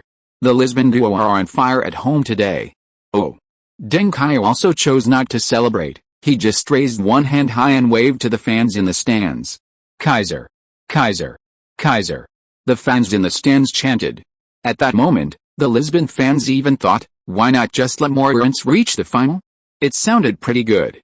And compared to Lisbon, which has already won in nearly 20 league titles, 15 Portuguese Cup titles, 1 Portuguese Super Cup title, and 1 European Cup Winners' Cup title, Moreirense, whose club has never won a trophy in its history, obviously needs this opportunity to fill the gap and honors more, to have a loaned player from Lisbon help fill it. It sounded pretty good. Of course, only a small number of fans, or rather, die-hard fans of Lisbon's youth academy, would think this way. Most fans, after applauding Deng Kai, started singing the team song, hoping that the first team could take it seriously and overtake the second team. Cut him off. Cut him off completely. I told you, don't let him have any chance to receive the ball in dangerous areas. Materazzi couldn't sit still any longer and angrily shouted from the command area, unleashing a string of Italian profanities that few could understand. Sporting Lisbon then indeed implemented an even more intense double-teaming and interception of Deng Kai. Whenever he dared to come forward, Delphine would abandon everyone else to mark Deng Kai. Moreirense's midfield lacked creativity, and their center-forward's footwork was rough, meaning that without Deng Kai, even if there were opportunities in the middle, they would find it difficult to threaten Sporting Lisbon in that position. This was also why defensive midfielder Delphine dared to leave his designated area. In the 73rd minute, Viana, one of the 4 stars from Sporting Lisbon in the European U16 Championship, finally erupted. Moreirense couldn't capitalize on opportunities in the middle, so how could Viana not? He was Portugal's most talented attacking midfielder. Although the club's promotional materials for him for next season stated that he was Portugal's most talented left winger, this was merely to cater to the current era of wingers being so popular. Viana's true position was still midfield. While Quaresma was causing havoc on the wing, Viana dribbled past 2 players in the middle and delivered a superb pass. Jardel, a lethal weapon, was left unmarked, which speaks volumes about the quality of the pass. Jardel received the ball, turned, and fired. The Portuguese league's top scorer executed the play flawlessly, once again showcasing his super striker prowess. 3-3. Jardel scored his second goal, leveling the score for his team. Sporting Lisbon, now they really need to get serious. I have to say, Sporting Lisbon is truly enviable. Quaresma, Viana, Ronaldo, Duncan, any team would be overjoyed to have even one of these gems, but Sporting Lisbon has them all. This may not be the best time for Sporting Lisbon, but it's the best time for their youth academy. The game has reached this point, and Sporting Lisbon is clearly aiming to close it out. They've given Moreirense ample time to shine, which is very generous. The match then indeed entered a heated phase. The previous tacit friendship between the two teams was shattered. Everyone's movements became much more aggressive. In the 74th minute, Quaresma attempted to dribble past his opponent again. Seraphim, who had been marking him all game, was clearly struggling to keep up and, after being beaten, could only resort to tackle. The referee immediately blew his whistle. Yellow card. Trigura then substituted Altino for Seraphim. Altino was considerably slower, but Quaresma's speed was also far less than at the start. Altino's defensive experience was enough to compensate for the speed difference between him and Quaresma. In the 77th minute, after a fruitless dribble on the left wing, Ronaldo finally spotted Alex in a better position on the other side. Bang! Ronaldo's long pass found Alex. Alex burst into tears of joy. Ronaldo could actually make long passes? Alex feinted and then crossed a ball. The opposing left back, George, cleared it out of bounds. Corner kick. Deng Kai went to take the corner. He raised his right hand, extending 3 fingers. The players in the penalty area began to jostle for position. Bang! Deng Kai took the corner kick. The penalty area instantly erupted in commotion. It's unclear who won the ball, but it didn't fly towards the goal. Instead, it went outside the penalty area. Alex controlled the ball, and Emerson immediately came out to support him. After Deng Kai took the corner, the opposing midfielder Barbosa marked him relentlessly. Deng Kai could only slip into the penalty area, using the dense crowd to shake off Barbosa. But among a group of tall players, Deng Kai's vision was obstructed. He was practically surrounded by walls. Is this what it feels like to stand out from the crowd? Fantastic. Bang! Outside the penalty area, Emerson, finding no one pressing him, adjusted his position and delivered a 45-degree cross. The difference between a low cross and a 45-degree cross is that the latter requires less power. Because the ball has an arc, a low cross, hitting an attacking player's head, will bounce towards the goal with minimal effort, providing ample power without the goalkeeper needing to exert any force. But a cross from a 45-degree angle requires the attacker to strain their head, like a rhinoceros gazing at the moon, to create a shot on goal, and often the power of a header is relatively weak. This ball was no exception. Jardel and Font jumped high in the penalty area, interfering with each other. Although both touched the ball, it bounced gently to the side. Ronaldo met the ball with his chest, preparing to shoot. But Viana bumped into Ronaldo from behind, preventing him from completing the first half of the shot. Deng Kai was positioned right in Ronaldo's path, only a meter away. He had just avoided a collision between Godzilla and King Kong in the skyscraper when he suddenly saw the ball. This was too good to be true. The ball that Ronaldo had controlled bounced towards Deng Kai, who was right behind Schmeichel and the goal. What to do? Deng Kai didn't have time to think, he could only jump up instinctively. Surrounded by opposing players, he had no chance of controlling the ball, and his physical strength was negligible in this situation. When excited, a person's strength increases, especially since the space here didn't allow Deng Kai to control the ball, turn, and shoot. The ball couldn't stop. Deng Kai jumped, letting the bouncing ball pass between his legs, while simultaneously hooking his right foot back in midair, a flying scorpion kick. Schmeichel was about to bend down and reach for the ball. Suddenly, Deng Kai's heel touched the ball. Change of direction. Acceleration. Into the goal. Schmeichel was dumbfounded. Is this even allowed? Is football allowed to be played like this? Won't his coach yell at him? Chapter 212 records back-to-back meetings. Because of the chaos inside the penalty area, almost no one except the two players involved knew what had happened. While the director was still searching for the goal scorer, a figure burst out from the crowd. Goal? Goal. Who scored? What happened? Deng Kai. Deng Kai is celebrating. It's him. Is it really him? Deng Kai rushed towards the corner flag. All 40,000 plus spectators knew what he was going to do. Everyone was filled with anticipation. Deng Kai leaped, turned 180 degrees in midair, and then landed with his arms hanging down. The next moment, his descent was like a meteor hitting the earth, generating a huge roar. Suuuu. This massive swee echoed throughout almost half of Lisbon. Many fans who hadn't gone to the game, hearing the sound while walking, looked up at the Alvalade Stadium in the distance, muttering, did Caesar score? This was Caesar's unique celebration, and it had recently become a popular way for youth players in the Lisbon area to celebrate. But perhaps only Deng Kai could produce such a massive celebration. On the pitch, the broadcast was replaying the goal. Ronaldo chested the ball down, Deng Kai leaped, and unleashed a scorpion kick. It was a work of art. Schmeichel's astonishment was crystal clear on the screen. He must have had so much to say. 4-3. Moreirense had taken the lead for the fourth time. After their initial euphoria, Sporting Lisbon fans slowly realized that it wasn't that the first team was throwing the game, but rather, they simply couldn't defend? Oh. So amazing. While Deng Kai scored twice, Ronaldo completed an assist hat-trick. His chest control was an assist. The old CD is playing again. Incredible. Sporting Lisbon panicked. They began to relentlessly intensify their attack. Quaresma, in particular. In his extreme anger, his strength and physicality increased significantly, and his speed returned to its peak. Altino was finding it difficult to defend him. In the 84th minute, Gillip, who was covering for Altino, received a yellow card. Similarly, Ronaldo became the team's only attacking threat. In the 85th minute, Ronaldo drew a yellow card for Abdallah on the wing. In the 87th minute, Deng Kai was pressed in the backfield. Sporting Lisbon committed at least 5 players to this press. But it was precisely because of this that the previously dormant individual combat was activated. Deng Kai executed a clamshell turn, awkwardly controlling the ball at his feet. The most expensive spinning top effect was also activated. Deng Kai's ability improved, and with a flick of the ball, he broke through the encirclement. And that wasn't all. Viana also rushed over, waiting in ambush. Marseille's turn.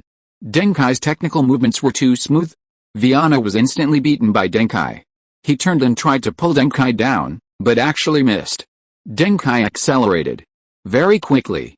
3 seconds later, Deng Kai was still far from the penalty area, but he suddenly started doing step-overs. 3 step-overs. This allowed the chasing Viana to close the distance with Deng Kai. But the next moment, Deng Kai flicked the ball again, this time with even greater speed. He suddenly unleashed a powerful kick from 3 or 4 meters away from Abdallah, who was positioned in the center, sending the ball flying far. A direct hit. How dare he? Abdallah was furious. He'd been outmaneuvered by Ronaldo time and time again in this match, but that was Ronaldo, after all. And Deng Kai, trying to outmaneuver him. Holy crap, how was he so fast? Deng Kai sped past Abdallah. Abdallah, ignoring his yellow card, charged straight at Deng Kai. But Deng Kai was faster than he expected. He bumped into Deng Kai while they were side by side, but by the time he passed him, Deng Kai had already overtaken him. Abdallah lost his balance, fell to the ground, and rolled repeatedly. Viana, behind him, couldn't break in time and was tripped by Abdallah, both tumbling together. Although Abdallah didn't stop Deng Kai, he was thrown off balance.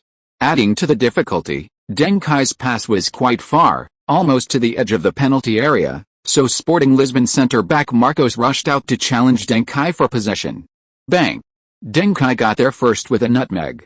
But unfortunately, Marcos was faster than Deng Kai anticipated, or perhaps Deng Kai was indeed distracted by Abdullah. The nutmeg failed. The ball was poked behind Deng Kai by Marcos. Deng Kai, his movement interrupted, fell to the ground. But as he rolled, Deng Kai saw a blue figure behind him. It was Cristiano Ronaldo. He was on his way. The next moment, Deng Kai got up from the ground and continued his tenacious charge into the penalty area. Marcos, knocked off balance by Deng Kai's tackle, was also momentarily stunned. By the time he continued his charge, Ronaldo had already reached the ball first. Marcos immediately positioned himself, blocking Ronaldo's path and preventing him from continuing his dribbling attack. Bang! Ronaldo didn't dribble. Instead, he met the ball with a first-time, lobbed pass. The ball sailed past Marcos. A through ball. Ronaldo actually made a through ball. Oops, too long. Good route chosen, directly bypassing Marcos and Luis. But still a bit too long. Even if Deng Kai scrambles to his feet, he still can't catch up. Schmeichel has come out. Deng Kai hasn't given up. Schmeichel is clearly faster than Deng Kai. Bang! The commentator's voice had barely faded when Deng Kai threw himself out. A sliding shot. Schmeichel had never felt so helpless in any match. For the second time, he watched helplessly as the ball was within his grasp, only to have it snatched away by that person with an unconventional move. Because both of them had dived out, they inevitably collided after the ball was deflected. Deng Kai's foot was towards Schmeichel, but he clearly bent his leg and pulled back his power after hitting the ball. Schmeichel, on the other hand, instinctively protected his head, and then the two collided just outside the penalty area, even falling sideways. The impact was immense. Deng Kai, being short, clearly became Schmeichel's energy absorber, making his situation even worse. Weight and hardness are advantages in collisions. But nobody paid attention to that. Because after the ball passed Schmeichel's hand, it bounced into the goal again. Goal. It's Deng Kai again. It's him again. 88th minute. 5-3. Deng Kai killed the game. He completed another hat-trick. He's the first player in Portuguese Cup history to complete back-to-back hat-tricks in the knockout stages. Incredible. He was like a god descending to earth today. His final sliding shot completely exceeded Schmeichel's expectations. Of course, Ronaldo's first-time lobbed-through ball was also perfect. He rarely makes such decisive passes, but this time he made the right one. Momo has led his team to the World Cup semifinals twice in a row. Greatly enhancing his historical status, De Bruyne can't catch up in terms of honors and status. Perisic has always been severely underestimated. If he stays with a team for a long time, he has the potential to become a team icon. Pete should check his age and see if he can help out Deng Kai. Chapter 213. Losing will lead to disarray. A quadruple assist. Cristiano Ronaldo has set a new record in his football career. Schmeichel got up. He's alright. He's asking about Deng Kai. Deng Kai seems fine too. Schmeichel helped Deng Kai up, patted his head, and Deng Kai patted Schmeichel's vest in return.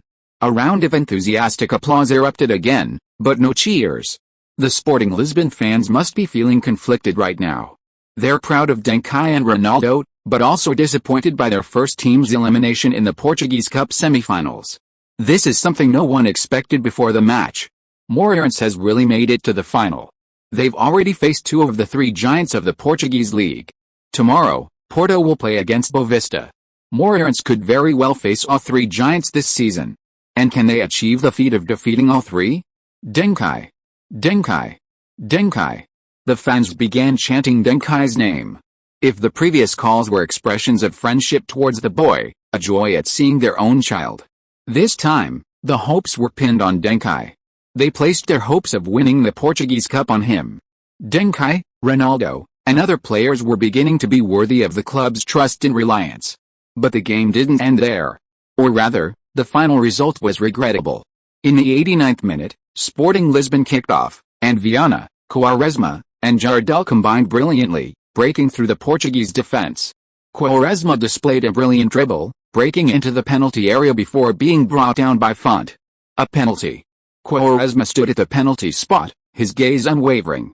As the team's top talent, he had been thoroughly ignited by his younger teammates, Deng Kai and Ronaldo. He wanted to show them who the club's star player was. But the team's first penalty taker was Jardel, who approached Quaresma and said, "Since the team can't win anyway, let me take it. I already have 2 goals." Jardel hoped to complete a hat-trick, which would be a small consolation. He directly asked for the next penalty, and perhaps Quaresma would give it to him. But he had already stated what he said earlier. "What do you mean, we can't win anyway?" Quaresma was furious. The biggest characteristic of young people is their disbelief in fate. My fate is in my own hands, not in the heavens. If they had scored that penalty, with 4 or 5 minutes of stoppage time left, why couldn't they have scored another goal? Why give up so early? What about your sense of team honor? What about your dignity? Of course, if Jardel knew Quaresma's state of mind, he would have told him that there was a 99.99% chance they would lose. I was just stating a fact. But there are no ifs. The two started arguing. Quaresma directly slapped Jardel's hand away from the ball. Jardel moved closer, and Quaresma pushed Jardel away. The two started arguing. This left the fans somewhat dumbfounded. Crucially, Deng Kai, Ronaldo, Font, and others immediately stepped in to separate them, showing no hesitation. Then the rest of Sporting Lisbon joined in. and the conflict was finally quelled. Quaresma then converted the penalty, scoring his second goal of the match from outside play 4-5. Sporting Lisbon still has a chance to take the game into extra time. Just one more goal. There are 5 minutes of added time. Just before the 5th minute, Viana's long-range shot earned a corner. The referee gave them one last chance to attack, not stopping the game. Viana then took the corner. The more focused they are, the easier it is for mistakes to happen. Moreirense focused on marking their star striker Jardel, but Quaresma managed to steal a chance at the far post. Quaresma, unchallenged at the far post, leaped high and headed the ball towards goal. Viana's shot was clearly meant for him. It was almost a certain goal, but Jardel's head appeared in the ball's path, blocking it. He was pinned down by Altino's dirty trick, unable to jump and pushed aside. Altino thus lost control of Quaresma. But at the same time, by moving Jardel, he disrupted Quaresma's certain goal. Everything seemed predetermined. Sporting Lisbon, no miracle. Bang! Macedo kicked the ball out of the penalty area. 3 whistles sounded, ending the match. Moreirense defeated Sporting Lisbon 5-4, advancing to the Portuguese Cup final. Trigueira led the substitutes and coaching staff onto the field. The camera lingered on Trigueira's face for a long time, seemingly expressing support for him. If Trigueira becomes the team's head coach, will Sporting Lisbon still miss out on the title this season? Everything remains to be seen. In the post-match interview, Schmeichel was lavish in his praise of Duncan. As a 37-year-old goalkeeper, I've encountered many special shots, but today I was still shocked by Duncan. It's a talent, he seems to have a special connection with football. I watched him snatch the ball from my hands twice. It's hard to find a player like him in Manchester United, it's hard to find one in the whole world. He definitely has the ability to play in the Portuguese league, and physical factors aside, he could even play in the Premier League. Viana, on the other hand, seemed somewhat frustrated. This game felt out of control for me. We didn't make too many mistakes, but we just couldn't take the lead. For the entire 90 minutes, we weren't leading for a single minute. It was suffocating. I even wondered if it was my fault. Am I not strong enough, not good enough?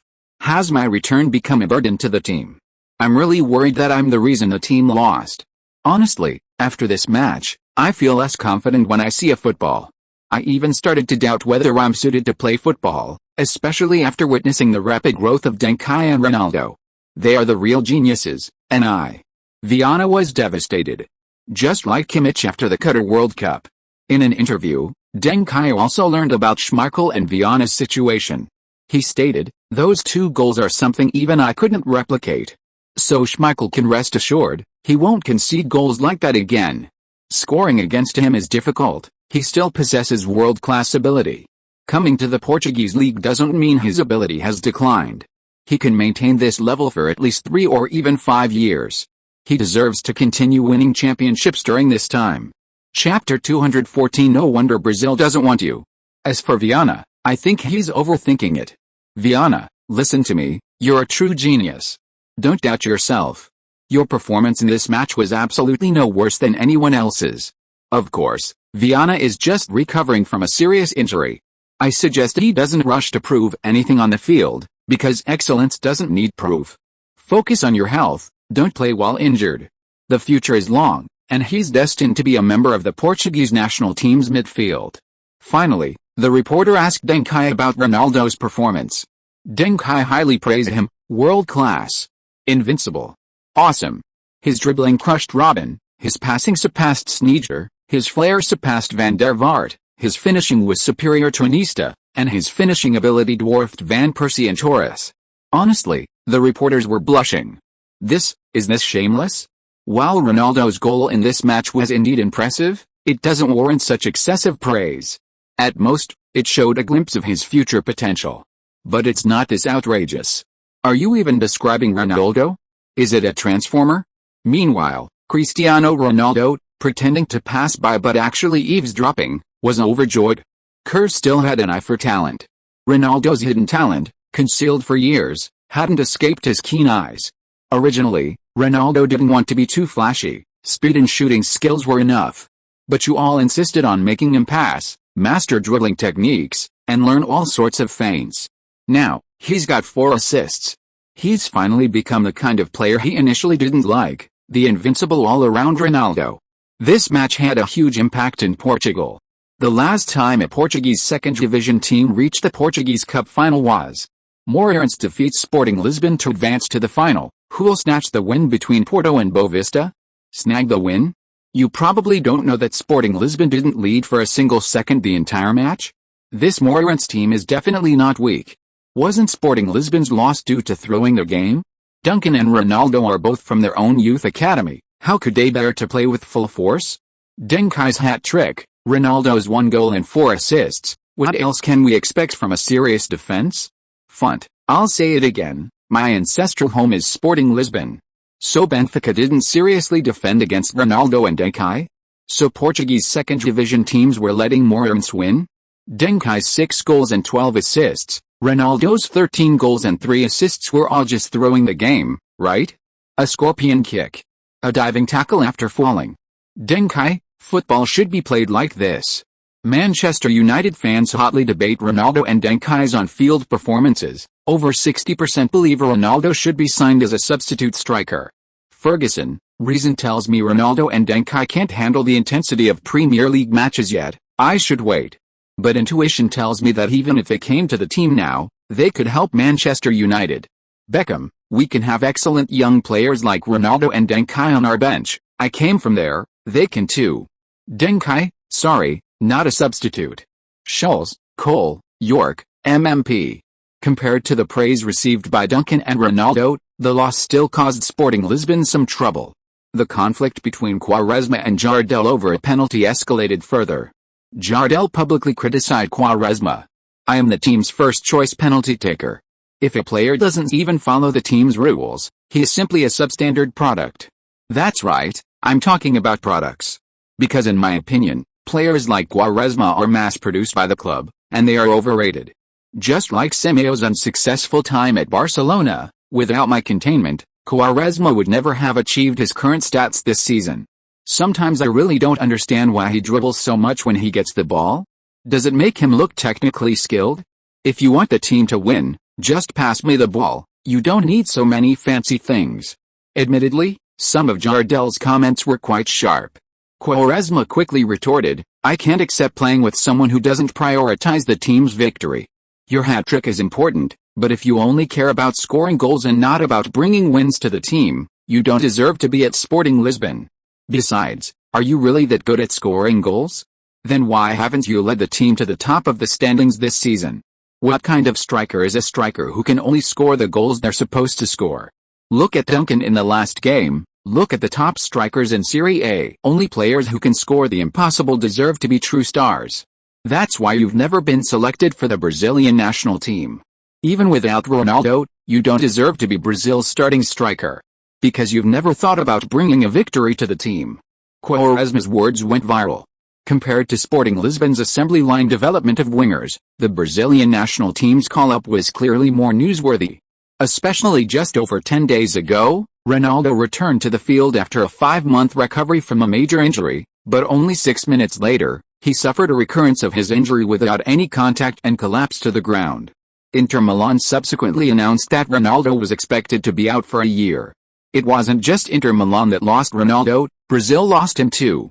This made the selection of the Brazilian national team center-forward position a hot topic. Jardel, who had just won the European Golden Boot last year, was undoubtedly one of the answers. But surprisingly, Jardel was not called up by the Brazilian team. Many people are discussing this. It seems somewhat strange. Rumors circulate that Jardel acted like a diva, demanding that the coaching staff guarantee him a starting position and a core role in the national team. Others say that Jardel's style clashed with Rivaldo, who had just won the Ballon d'Or and FIFA World Player of the Year, and that Rivaldo instructed the national team not to call up Jardel. Still others say that the Portuguese league goal tally is inflated, and that Jardel is just a second-rate center-forward, with many better strikers in Brazil.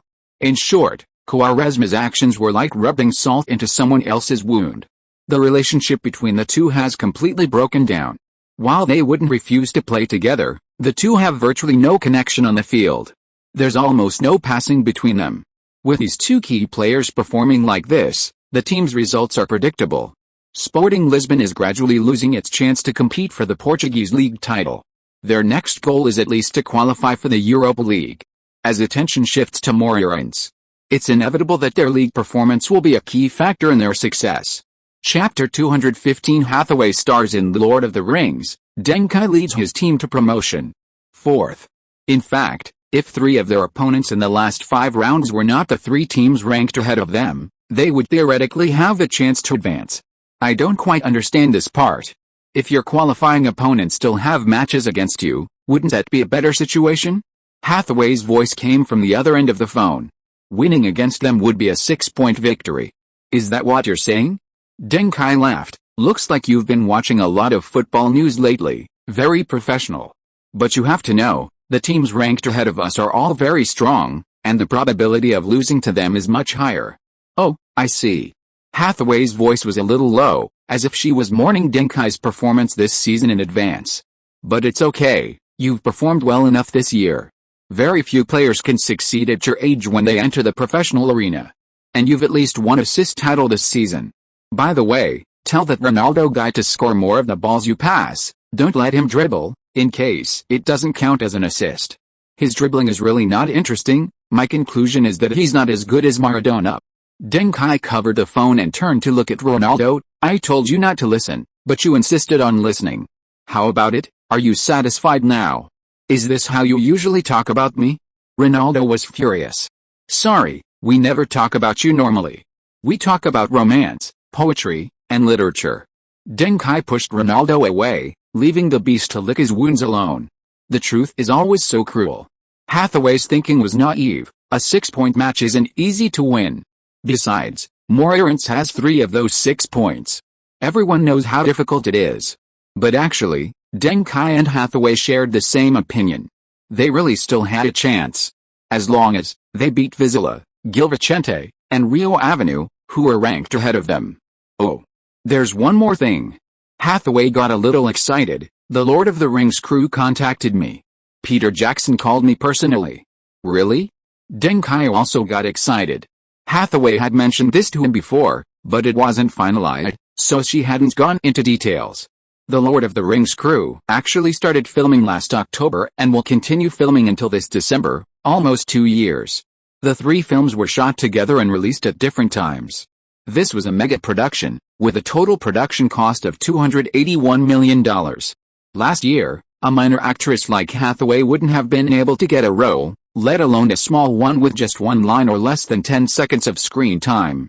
But things are different now.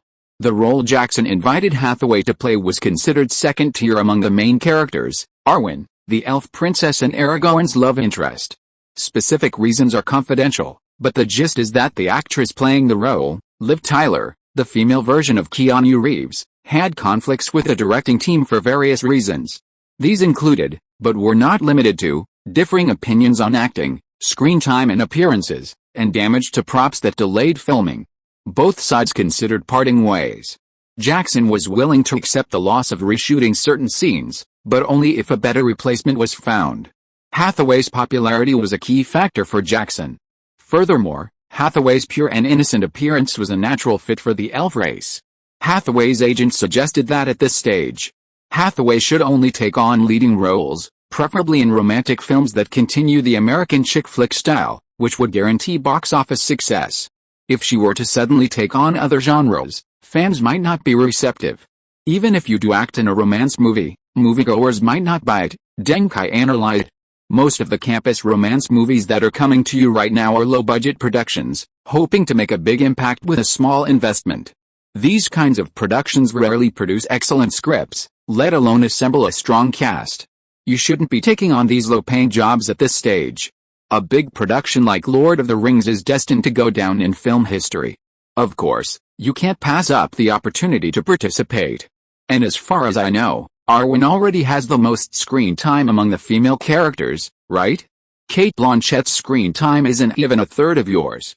And, once Lord of the Rings is successful, there will be many spin-offs. You know the influence of the Star Wars series. Lord of the Rings might become the next big hit series, right? Of course, this is just my suggestion. Whatever your final decision is, I will support you. Hathaway smiled as if she had eaten honey. Okay, I know what to do. I hope I can handle this role. Not 2 days later, news of the recasting of Lord of the Rings spread. Hathaway made headlines everywhere, but the reviews were mixed. Some say she's using her newly crowned Best Actress title to snatch roles, especially after filming has already been going on for a while. Others say she lacks self-respect, willing to take on such a small role just to squeeze into a big production, making it difficult for her to become a leading lady again. Still others question whether this is how contemporary North American women should behave. Numerous criticisms have sparked a new storm. However, Hathaway, upon joining the film crew, has found a moment of peace. Besides filming, she spends her days chatting with Deng Kai, her mental state remarkably healthy. Similarly, Deng Kai spends most of his time training, chatting with Hathaway during breaks, largely unaffected by outside opinions. In the team, only Ronaldo can maintain such focus, everyone else is more or less influenced by the media. This is because Moreirense just defeated Beira March 2-0 in the 26th round of the league, raising their points to 40. Among the top 3 teams, Gil Vicente and Vizela faced off, resulting in a draw. Vizela maintains their lead with 45 points, followed closely by Gil Vicente with 44, and Rio Avenue in third place with 42. Moreirense is only 5 points behind them at most. 7 points in 5 rounds, 5 points in 4 rounds, isn't this a stroke of luck? Moreirense on the path to promotion? Don't be naive, these 3 teams are different from other Portuguese second division teams. 1-11. Moreirense scored 1 goal against the top 3 teams in the first half, but conceded 11, the gap is too obvious. Vizela, the 3 points against Moreirense are crucial, we cannot afford to lose.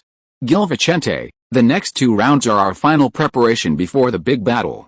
We see no difference between bottom-placed Fatima and 4th-placed Moreirense. Rio Avenue, the next round against Vizela is our do-or-die match, and the final round against Moreirense could very well determine whether we succeed in promotion this season. Chapter 216 2 star players fell from the sky. Faced with such pressure, Trigura remained unfazed, publicly stating, "The top 3 teams all want to take 3 points from us, it's important to them. But for us, winning these matches is even more significant.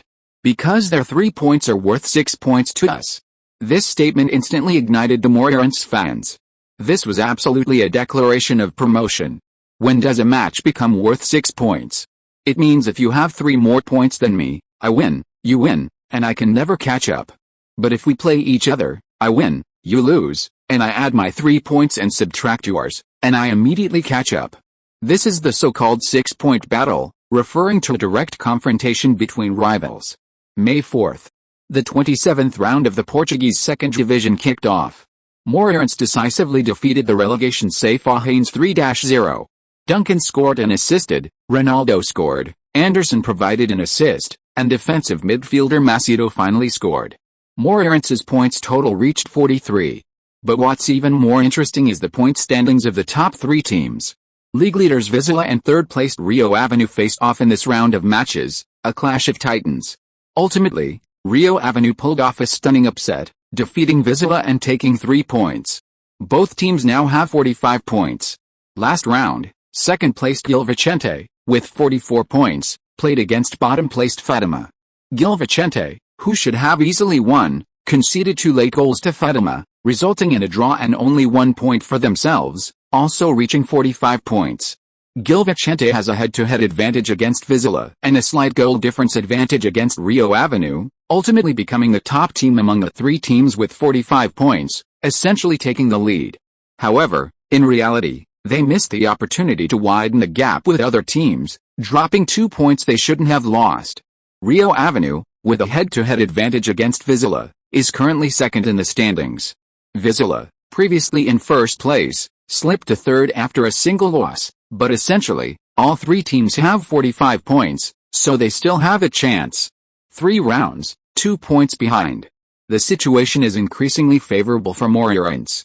But in the next 3 rounds, Moreirense's opponents are no longer relegation-threatened or teams with nothing to play for. Round 28, Gil Vicente. Round 29, Vizela. Round 30, Rio Avenue. Moreirense could very well slip from 4th to 10th in the league due to this 3-game losing streak. Heaven and hell, it really is only a hair's breadth apart. May 9th. The battle begins. The 28th round of the Portuguese second division kicks off. Rio Ave and Visera, two of the top three teams, have both defeated their opponents, rising to 48 points. Moreirense must win to keep the point difference within one game and maintain their promotion hopes. You have won a match. Your rating is SS. Rewards: Super Training Pile 15, Donglong Special Drink 10, Paiao Band-Aid 3, Blue Fragment 3, Purple Fragment 3, Gold Fragment 1, Star Player Drop 2. You use 20 blue fragments, gaining the blue player skill inside of the foot claw shot. You use 20 purple fragments, gaining the purple star player skill dribbling across the ball. Since entering the professional arena, the output of fragments has not been ideal. Deng Kai has to save up for a long time each time to exchange for skills. He fully felt the pain of being a zero spender. A nostalgic return to the mobile version of Pro Evolution Soccer. But the accumulation of luck must have an effect. Sure enough, he got 2 star player drops in one go. Inside of the foot claw shot, slightly enhances your shooting ability. The curve of the lob shot is easier to bypass the defender. Not bad, not bad. A blue skill with 2 enhancement effects, it's pretty good. The inside of the foot curling shot, also known as a chip shot, produces a powerful spin on the ball, creating an arc. It often bypasses defenders and is the primary method for shooting towards the far corner. Without a curling shot, the angles for near and far corners are roughly the same, making them easy to save. However, with a curl, the ball enters the far corner at an angle very close to that of a penalty shooter. The larger the curl, the closer the angle. The visual effect is excellent. Passing the ball: when you pass the ball face up, your speed is increased. When you pass the ball with your back to a defender, your agility, speed, and physical strength are increased, and the ball's trajectory is more likely to match your expectations. That's why purple is always considered more powerful. This passing shot is quite formidable. Face-up passing shots are not common, usually used by players extremely confident in their speed, or by players with exceptionally strong and flashy dribbling skills like Ronaldinho and Neymar. If you can't completely dazzle your opponent or outrun them with speed, a frontal dribble is essentially handing possession to them. However, a backheel dribble is much more versatile. Bergkamp's iconic turn waltz is a classic example, incredibly difficult. But on the flanks, backheel dribbling is very common and highly effective. The winger holds off the opponent, the fullback passes the ball, the winger follows through with a quick turn and chases after the ball. It seems simple, but the results are astonishing. In the 2022 Qatar World Cup, several teams, including England and Brazil, relied on this simple method to advance, create dangerous situations, and even score goals when facing strong defenses and struggling to advance. However, the most valuable aspect of this skill isn't the attribute bonus from backheel dribbling, but rather, the increased likelihood of the ball's passing trajectory matching your expectations. This is a passing amplification. While a successful backheel dribble with a teammate on the flank is a huge threat, the probability of failure is very high. Especially that backward flick when the ball comes at you. It's easy for the opponent's foot to block it, and the ball won't get through. Even if it does get through, the direction of the ball is hard to control because it's flicked with the sole or heel of your foot. And to execute a really threatening backheel dribble, your teammate needs to pass the ball with a lot of force and speed, making the ball's trajectory even more unpredictable. In that same World Cup, the ball rolled out of bounds or bounced away far more often than it succeeded. Finally, this kind of combination play is a bit too casual, and too many failures could displease the coach and teammates. Maybe I can combine with Ronaldo more on the wing in the future, Deng Kai thought, starting to check the final highlights, where 2 star players had fallen. The first star player to fall was Peter Schmeichel. If you are listening to this novel on a channel other than Fanfic World, it means it was downloaded and re-uploaded without effort. We warmly invite you to visit our channel, Fanfic World. There you will find the original version of this story and many other novels of various genres. We look forward to seeing you dive into a world of incredible novels. Chapter 217 What is Ronaldo? Deng Kai was deeply gratified. His guidance of Schmeichel in last year's Champions League final hadn't been in vain. Now, the Manchester United players, regardless of the outcome, should at least give him a token of appreciation, right? Schmeichel's Lions roar: there's only one golden lion king in football, and that's Khan. But besides Khan, there are actually many excellent golden lions, and Peter Schmeichel is one of them. defensive positioning +2, interception +2, tackle +2, block +5, clearance +5. When you loudly address your teammates, their morale will be boosted, they'll understand your tactical intentions more easily, and their offensive and defensive capabilities will be slightly improved. When you shout at your opponents, they're more easily intimidated by your aura, increasing their chances of making mistakes. Within the penalty area, the motivational and intimidating effects are doubled. Wow! A mental buff has arrived. But this isn't something that appears out of thin air. Most Chinese fans actually have little experience watching matches live. Even football writers may not have watched a single game from the top 5 European leagues. However, as television broadcasts have improved in sound quality and fans have gained a deeper understanding of the game, it's common to hear coaches and players shouting on the field. This is even more pronounced in defense. The defensive anchor, captain, and goalkeeper all need to frequently communicate verbally to help build a more perfect defensive line. Therefore, a good voice is practically a necessity in football, especially for defensive players. Players who can't shout loudly are unlikely to become excellent defenders. This drop is perfect for Deng Kai, and it's a usable item that doesn't take up inventory space. If Schmeichel's drop was considered good, then the next drop is even more awesome. At least the name is more impressive than Schmeichel's. Ronaldo is nothing. Mario Jardel is a prime example of a footballer whose talent goes unrecognized in the national team. Even though Ronaldo was sidelined for nearly 2 years due to injury, he was still Brazil's absolute first choice when he recovered. Jump +1, strength +1, heading +1, footwork +1, shooting +5. Gains the blue player skill Lions headbutt. When the opposing team has a Brazilian player, shooting ability is increased by 30%, lasts 5 minutes, can only be activated once per match. This clearly shows Jardel's deep resentment towards Ronaldo. Of course, it hasn't reached its peak yet. 2 years later, when he's left out of the Brazilian national team, he'll unleash his fury. He'll angrily criticize Ronaldo, accusing him of doing nothing for the national team in the past 2 years, yet still managing to get into the World Cup. Actually, whether Jardel is left out or not, it makes perfect sense. Brazil's attacking lineup is too luxurious, even a superstar like Romario was left out, so Jardel's omission is understandable. However, Brazil's biggest weakness is a striker like Jardel. For safety and versatility reasons, Jardel should have been included. Lion's head, the power, speed, and angle of the header are improved. Jardel practically added a header skill to the mix. The Lion's head is quite useful, appearing most frequently in corner kicks. The head shake isn't a true head shake, as that's very risky for injury. Players need to maintain consistency between their head and neck, using a twisting waist to drive the upper body rotation, thus achieving the shake technique. For slow, weak crosses, headers often lack power, so the Lion's head is used to enhance the attack. May 10th. Moreirense plays away against Gil Vicente. Before the match, Gil Vicente is determined to win. Their head coach declared, "We've already missed out on Fatima, that easy point, we can't afford to miss out on Moreirense's 3 points. These will be crucial points on our road to the championship." Moreirense has proven their worth. With a whistle, the match kicked off. The players from both sides tentatively clashed. Gil Vicente's players were more confident. Moreirense, after a winning streak, had built up their confidence. However, facing a league powerhouse, Moreirense's players still felt some psychological burden. This might seem strange, but it's very real.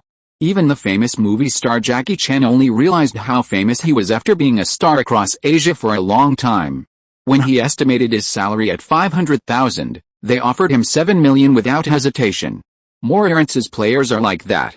You could ask them to fight against top Portuguese teams like Benfica or Sporting Lisbon, and they'd be fearless because ignorance breeds fearlessness.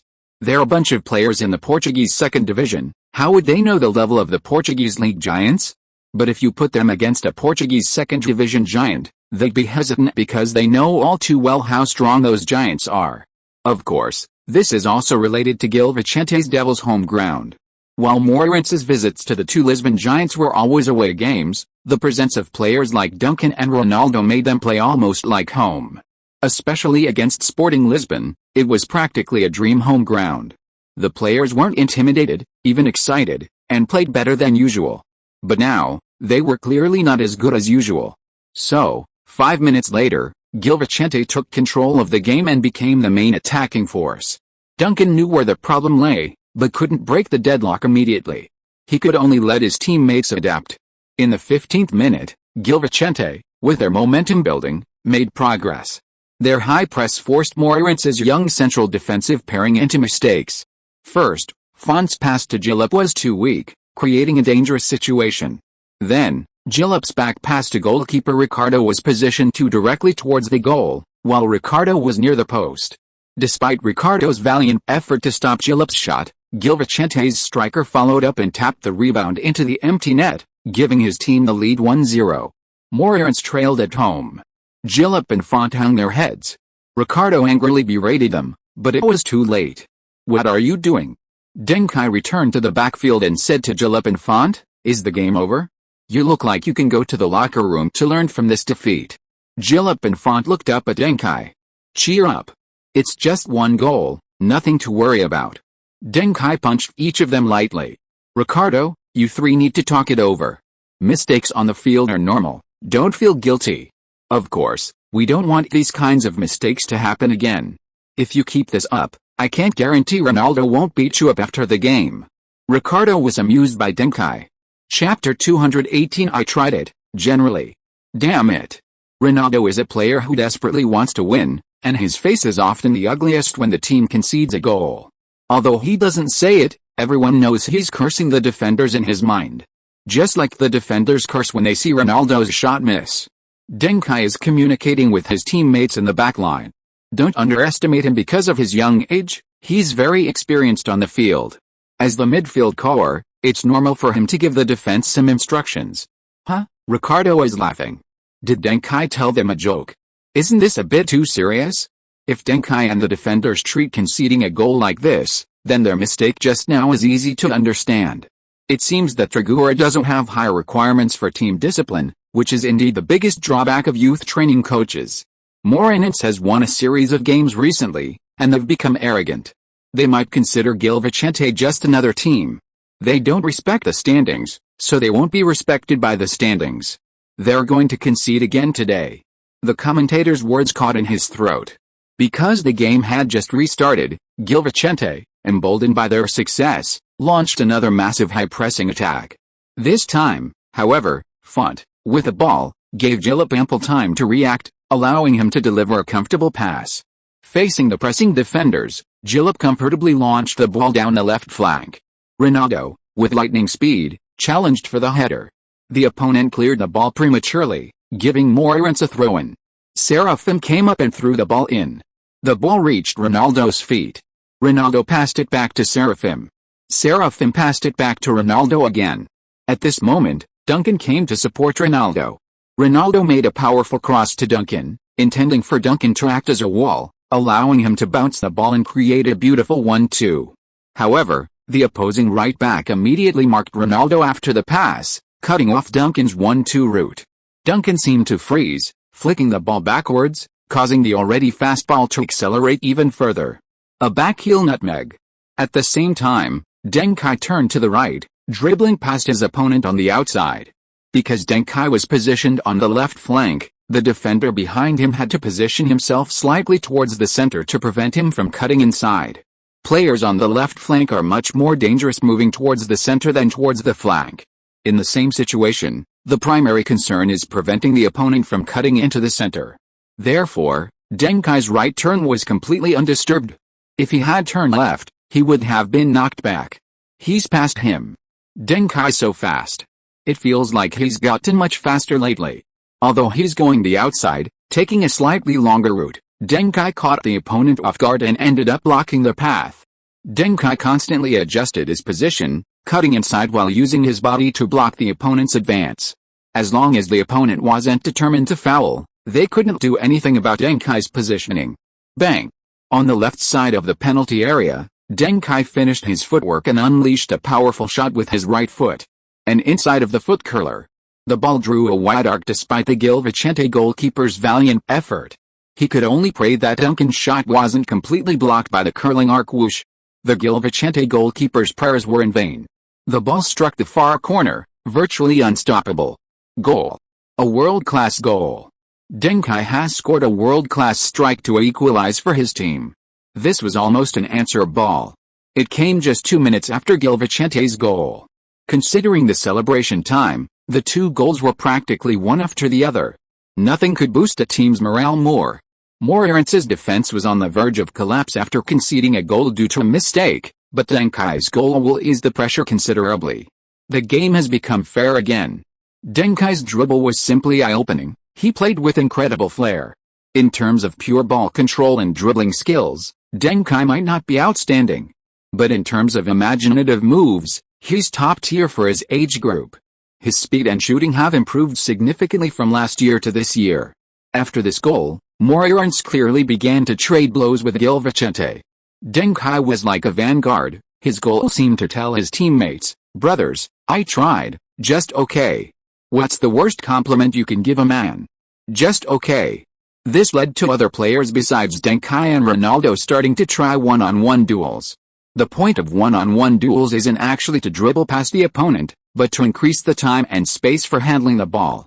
Players lacking one-on-one ability, as Deng Kai previously told Ronaldo, can only play weak football, having to pass the ball before others arrive, easily making mistakes. Because of the players' efforts, Moreirense's number of shots and shots on target directly surpassed Gil Vicente's in the next 10 minutes. In the 33rd minute, Font passed a ball to Alex. Alex successfully dribbled down the wing and crossed. Unfortunately, the opponent also tracked back and pressed hard, and Alex's pass was too long, the ball going from one side to the other, reminiscent of badminton. On the other side, Deng Kai, who had been active on the left wing a lot today, ran over and controlled the ball. Gil Vicente's players, seeing Deng Kai, simply didn't come out to chase the ball, waiting for him to cross. This phenomenon was quite common. Bang! Deng Kai did indeed cross. But he crossed to the near post. Gil Vicente's players were mostly in the middle. Cristiano Ronaldo and Duncan seemed to have a telepathic connection. After the ball came out, Ronaldo rushed to the near post, slightly ducked, and headed it on. The ball sailed over the crowd and nestled into the far post. The far post. Again. Ronaldo's header puts his team ahead. 2-1. You can tell from Ronaldo's surprised expression that he was trying to pass to a teammate behind him, but he didn't expect it to go in. He's incredibly lucky. He's now scored 17 goals in the Portuguese second division, ranking second in the top scorers list. Keep in mind, he and Duncan only joined Moreirense in the winter transfer window, averaging over 1 goal per game. That's terrifying scoring efficiency. After this goal, Gil Vicente's players were still wondering how they had fallen behind. But Moreirense's players had completely changed their mindset and started playing aggressive attacking football. Moreirense began to dominate the game. The balance of power had shifted. After the loss, Gil Vincent emphasized that the only task now is to avoid conceding any more goals. Chapter 219 Kai Xiao scores a header, an iron tree blooms and water flows backward. In the 45th minute, Gil Vicente finally managed to get into Moreirense's attacking third, but lost possession due to interference from Macedo. Gil Vicente immediately tried to win the ball back. However, Gil Vicente was more decisive this time, launching a long ball, intentionally targeting Deng Kai in the center. Deng Kai dropped back to the center circle, battling with the opposing player. He was shorter than his opponent. Having shown results from his strength training, Deng Kai's physical strength was impressive, effectively blocking his opponent. Bang! Another backheel flick. Although not a nutmeg, this time Deng Kai essentially carried his opponent to complete a brilliant pass. The ball rolled to Emerson on the right wing. Emerson and the dropped Flavio exchanged 2 passes, and Flavio then continued to find Alex making a run down the right. Alex dribbled past his opponent on the right and crossed a ball. Ronaldo, Anderson, and Emerson were already positioned in different parts of the penalty area. At the same time, outside the penalty area, someone was also running towards it.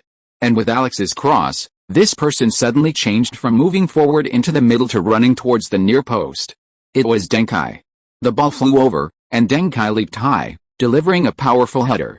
Ronaldo saw it clearly from the far post. That's right, Kai took off. That header was so cool. It completely outclassed my previous clumsy glancing header. This is unbelievable. This is definitely not a shooting posture that can be mastered in a short time. This move has been practiced countless times, and Kai was actually practicing headers behind my back. It's unnecessary. You're a 1.65-meter midfielder, what are you practicing headers for? It's completely unnecessary, okay? Not only Deng Kai. Even the center forward Anderson felt that Deng Kai's headers were a bit unnecessary. With his 1.88-meter height, why would Kai need to do such high-altitude operations? How dangerous. Swish. The ball flew into the net from above the left side of the Gil Vicente goalkeeper. Deng Kai headed the ball into the net at the near post. The Moreirense players were stunned. Deng Kai scored a header, a stroke of good luck. Gil Vicente's defense at the near post was too lax, they were too careless. Twice now, no one went to the near post, and as a result, Moreirense scored twice from that position. 3-1, are Gil Vicente going to drop points in their two most likely games? Even Deng Kai scored a header, Gil Vicente must unify their thinking during halftime, and completely overhaul their tactics and mentality. Deng Kai, even? All? Try saying that again? The game then went into halftime. Upon returning from halftime, Gil Vicente immediately made two substitutions, one of which was a center-back. Their coach was clearly anxious. If they lost this game, they would not only miss out on the championship, but they might also be overtaken by Moreirense and fall to fourth place in the standings. The Portuguese second division only has 2 promotion spots. At the start of the second half, Gil Vicente displayed renewed fighting spirit, pressing even harder than before. Moreirense could only clear the ball frequently with long kicks. In the 51st minute, Deng Kai received a pass from his teammate in the backfield. He looked at Ronaldo on his left and feinted.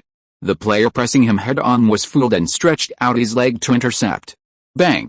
Deng Kai then launched a long pass to the right. Alex had already moved up. Alex made several runs down the right flank, but his dribbling and passing skills were far inferior to Ronaldo's. If he didn't use his speed to outpace his opponent immediately, he wouldn't be able to get past him. At this moment, Moreirense's players also came to support him. Bang! Alex passed back to Deng Kai, who had run to the right flank to receive the pass.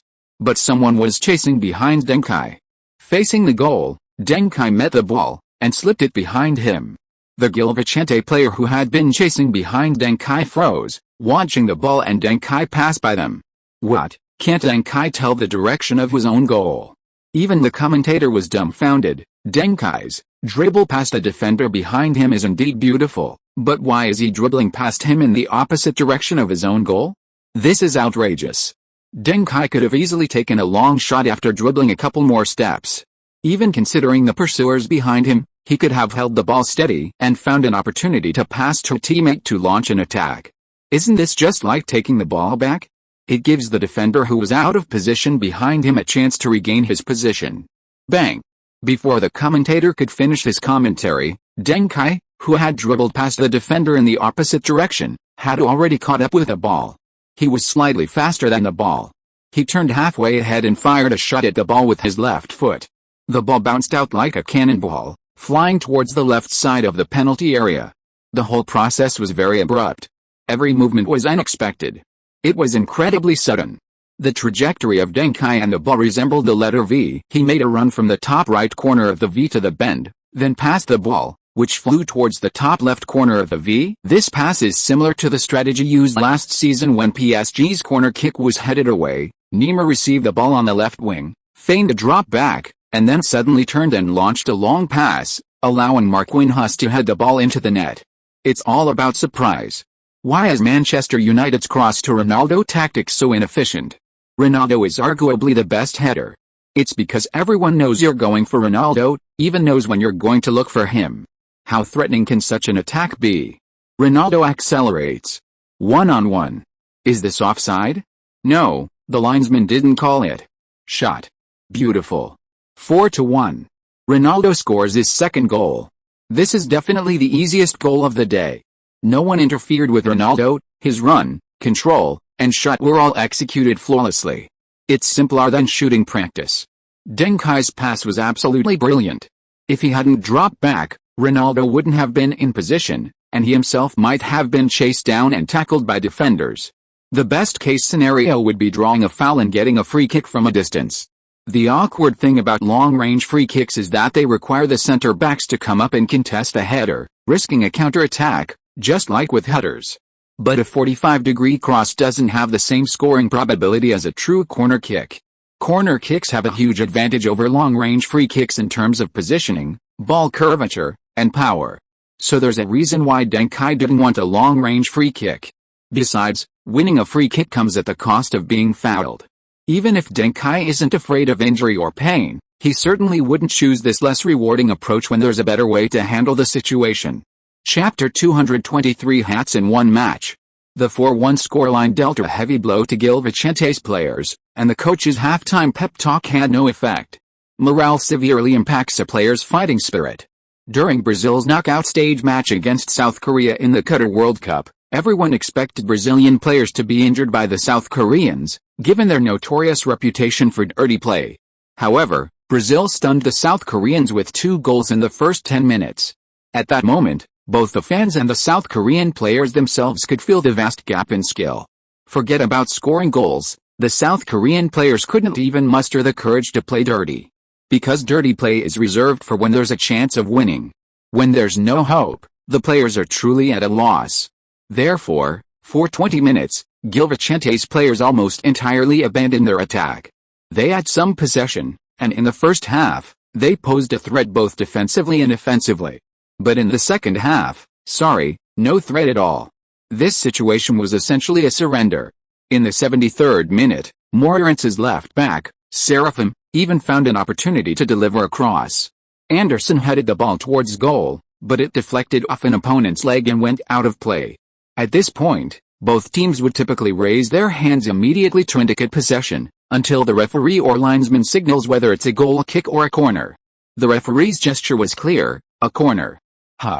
Deng Kai clenched his fist and shouted excitedly, as if he had won the corner, leaving the Gil Vicente players speechless. This usually happens when a fullback makes a brilliant tackle, interrupting the attack. Even if it results in a throw-in, it's still a morale booster. Or when an attacking player manages to kick the ball towards the defender just before it goes out of play, thus creating a corner or throw-in that didn't actually exist. But Deng Kai hadn't participated in this attack at all. What was he so excited about? Such behavior would likely have drawn criticism or even arguments from hot-tempered players. But Gil Vicente remained silent. Like the South Korean players who danced 4 times in a row after Brazil scored, their morale was dwindling. Honestly, from a purely competitive standpoint, disregarding reputation, which they didn't even consider, it was purely a lack of confidence. The South Korean team could have protested when the Brazilian players celebrated their third dance, and even, if they could have controlled the intensity, instigated a stadium brawl. It's not about advocating violence, but given the circumstances, this was the only way to revitalize the South Korean team's spirit. Momentum, while unimportant, can sometimes be the deciding factor in a match. It's an indispensable and crucial element in any incredible comeback. Deng Kai walked to the corner flag, positioned the ball, and prepared to take the corner kick. He held up 2 fingers and then raised the corner flag. Under the combined influence of Schmeichel's roar and the 4-1 scoreline, Gil Vicente's players were like they had sandbags on their backs, unable to jump at all. Bang!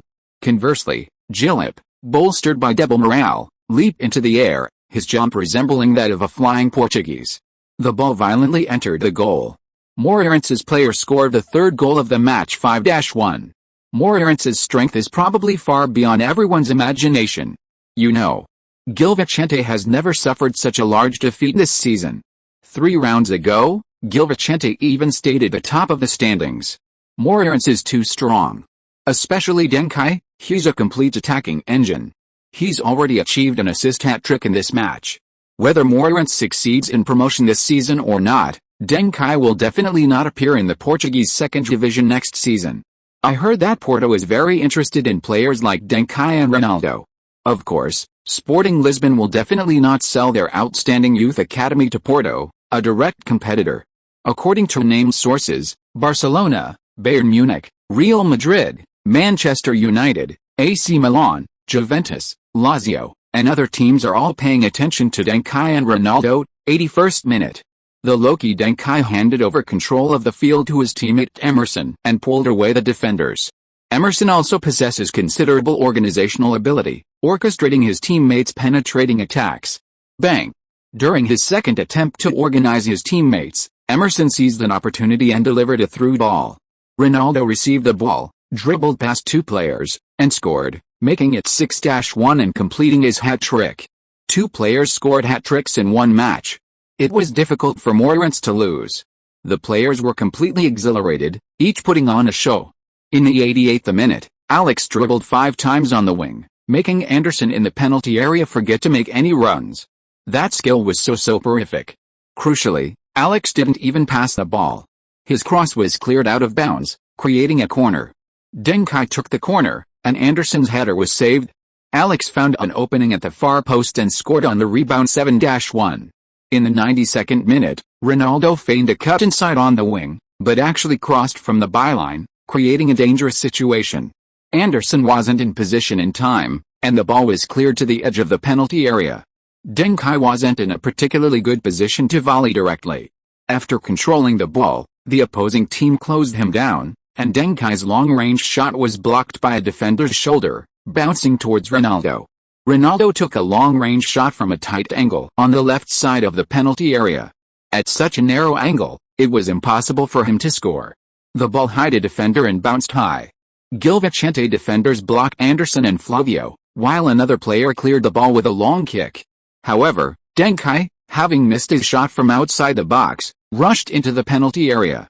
Facing the long ball, Deng Kai jumped and turned. Bang! The ball hit Deng Kai's back. Deng Kai felt like his heart was about to burst. But at the same time, the ball bounced back from behind Deng Kai, flying straight into the far corner of the goal. A backy lob. After this goal, Deng Kai didn't even realize he had scored. He thought someone had just headed the ball on again. 8-1. This score is unbelievable. Gil Vicente not only lost 3 points, but their goal difference has also decreased significantly. Currently, they have the lowest goal difference among the top 4 teams. If they are tied on points, they will be pushed back, and their hopes of promotion to the Portuguese league will become increasingly slim. Deng Kai also completed a hat-trick. This match saw a total of 3 hat-tricks, 1 for Ronaldo, 2 for Deng Kai. The hat-trick here is a quantifier, not a verb. P.S. Tonight, within 3 minutes after midnight, Peach will be releasing a massive update amidst shouts of "Holy crap, awesome," and "YYDS, taking away your points." Chapter 221. Damn mythos. Alright, the referee has blown the whistle, the match is over. Let's congratulate Moirants. They've won a crucial match, bringing their points to 46, overtaking their teammate Gil Vicente's 45 points, and moving into 3rd place. The 2 teams ahead of them, Vizela and Rio Avenue, are tied with 48 points, with Rio Avenue currently in 1st place. 3rd place. Moirants is really on their way to promotion. Guardiola, this year is a leap forward for Duncan. His explosive growth in height has led to a rapid improvement in his individual abilities. Playing in the Portuguese 2nd division is like bullying ordinary people. Trigura, Duncan can fulfill all my requirements. If I were coaching Sporting Lisbon, I would not only put him in the first team, but I would make him a starter. Matza, Materazzi's coaching ability is beyond doubt. The team's problems are mainly between the players, which is my shortcoming. Next season, the team can consider giving excellent players like Duncan and Ronaldo a try in the first team. Especially Duncan, he's already a Portuguese Super League level player. You see bio, Ronaldo's performance is already excellent, but compared to Duncan's progress, Ronaldo is slightly inferior. I think this is the result of Duncan's early strength training. Ronaldo should also increase his training intensity appropriately. Bayern's Dr. Müller-Wohlfahrt, Duncan's choice is questionable. He prematurely realized his talent, but may suffer the consequence of remaining only 1.65 meters tall. He hasn't grown an inch in 3 months. Strength training prematurely ended his growth spurt. In contrast, Ronaldo's choice is more admirable. He has strong enough willpower to remain unaffected by external influences. He may finalize his development before this summer, and next season and the season after will be his full-blown period. Compared to Duncan, I have more faith in Ronaldo. The growth advantage that Duncan gained by sacrificing his development period can only last for 2 years at most. Within 2 years, players like Quaresma, Viana, and Ronaldo will widen or surpass the gap with Duncan, while Duncan will remain stagnant. I have already suggested that Bayern buy Ronaldo. Deng Kai's phenomenal performance this season has sparked much discussion in the football academic community. If Cristiano Ronaldo was considered a player with no future, then initially, Many believed Deng Kai would never become a professional player. But now, Deng Kai's dominance on the field even surpasses Ronaldo's. Experts have offered explanations, with the assessment of Bayern Munich's legendary doctor, Müller-Wohlfahrt, receiving the most widespread acceptance. Wohlfahrt is a renowned figure in sports medicine, a top German orthopedic surgeon. However, he has made significant contributions to the psychological therapy of athletes. His clients, besides Bayern Munich, include sports superstars such as Bolt, Tyson, Powell, Jordan, and Kobe. Recently, this legendary doctor has also made headlines in major European media outlets. Not because he cured another big shot, but because his daughter eloped to the United States. His daughter, Maren, has been accepted into the New York Academy of Dramatic Art to further her studies while also working part-time as a model, attempting to find opportunities in the American entertainment industry. The terrible thing is that Maren's eloped partner is Lothar Matthäus, a Bayern Munich superstar, one of the German Big Three. And the 1990 Ballon d'Or winner, 17 years her senior. If he could, Müller-Wohlfahrt would definitely cut off Matthäus's penis with a scalpel. He's known Matthäus for 16 years and knows all too well about his love life. Besides being an excellent footballer, his personal life and relationships are a complete mess. He's a habitual cheater. But unfortunately, Matthäus ran fast. After his contract with Bayern expired on March 10 of this year, he transferred to the New York Metro Stars in Major League Soccer. What else could this be but an elopement? Müller-Wohlfahrt was so angry he almost vomited blood. It's like a joke. Last year, Matthäus led Bayern to an 89-minute lead against Manchester United in the Champions League final, and this year he's gone to the bottom-tier MLS. This is absolutely irresponsible towards his career. Of course, Matthäus publicly stated that he went to the New York Subway Stars because they agreed to let him participate in coaching staff work. He had played long enough and wanted to transition into a football coaching role. Many of his contemporaries became head coaches much earlier, such as Gullit and Rijkaard. This incident, of course, had a ripple effect. March was already over. Matthäus's sudden departure caught Bayern off guard. On May 10, after Bayern was eliminated by Real Madrid in the Champions League semi-finals, player Effenberg publicly berated Matthäus in front of the media, accusing him of ruining the team. If Matthäus had remained at Bayern, they might have been able to defeat Real Madrid. Furthermore, Matthäus's relationship with Maren also affected the signing of young star Kaká to Bayern 2 years later. This young player, who had grown up with Maren, was already frustrated by the romantic shrewd Matthäus, but he also genuinely loved Maren and wanted him to be happy. In 2003, Matthäus's affair was confirmed by the American media, leading to his relationship with Maren. Kaká was furious and publicly criticized Matthäus for his former lover's infidelity. He also broke his verbal agreement with Bayern Munich. This agreement had promised Kaká an early €750,000 signing bonus from Hoeneß for the Champions League. However, after breaking the agreement, Kaká not only returned the full €750,000 but also gave Bayern a €1,000 interest bonus. Subsequently, after joining Borussia Dortmund, Kaká, as captain of the club, led them to their first ever Bundesliga and German Cup double in the 2011-2012 season, beating Bayern Munich. Some of these events have already occurred, and some haven't. So why is Deng Kai also paying attention to this? Because Victoria Beckham, who is active in the US, has created a Wives of Players club in the American entertainment industry, reflecting the fact that in this era, the wives of sports stars hadn't yet fully integrated into the entertainment world. Unlike many actresses and models who hope to gain fame by hooking up with famous NBA players, Victoria Beckham has a keen business sense. This social gathering naturally includes Hathaway, currently a major figure in North American entertainment, as well as Maren, who has achieved considerable success in the industry thanks to her role as Lothar Matthäus. Their gatherings are organized by different members on a rotating basis, and members occasionally bring their partners. Hathaway is busy filming, but she also has time off, so these activities aren't always arranged in the United States. Victoria is very accommodating to Hathaway's schedule and location. Chapter 222 Best Player of the Portuguese U17 League. To win Hathaway's friendship, Victoria specifically warned her not to associate with Matthäus, saying he was no good.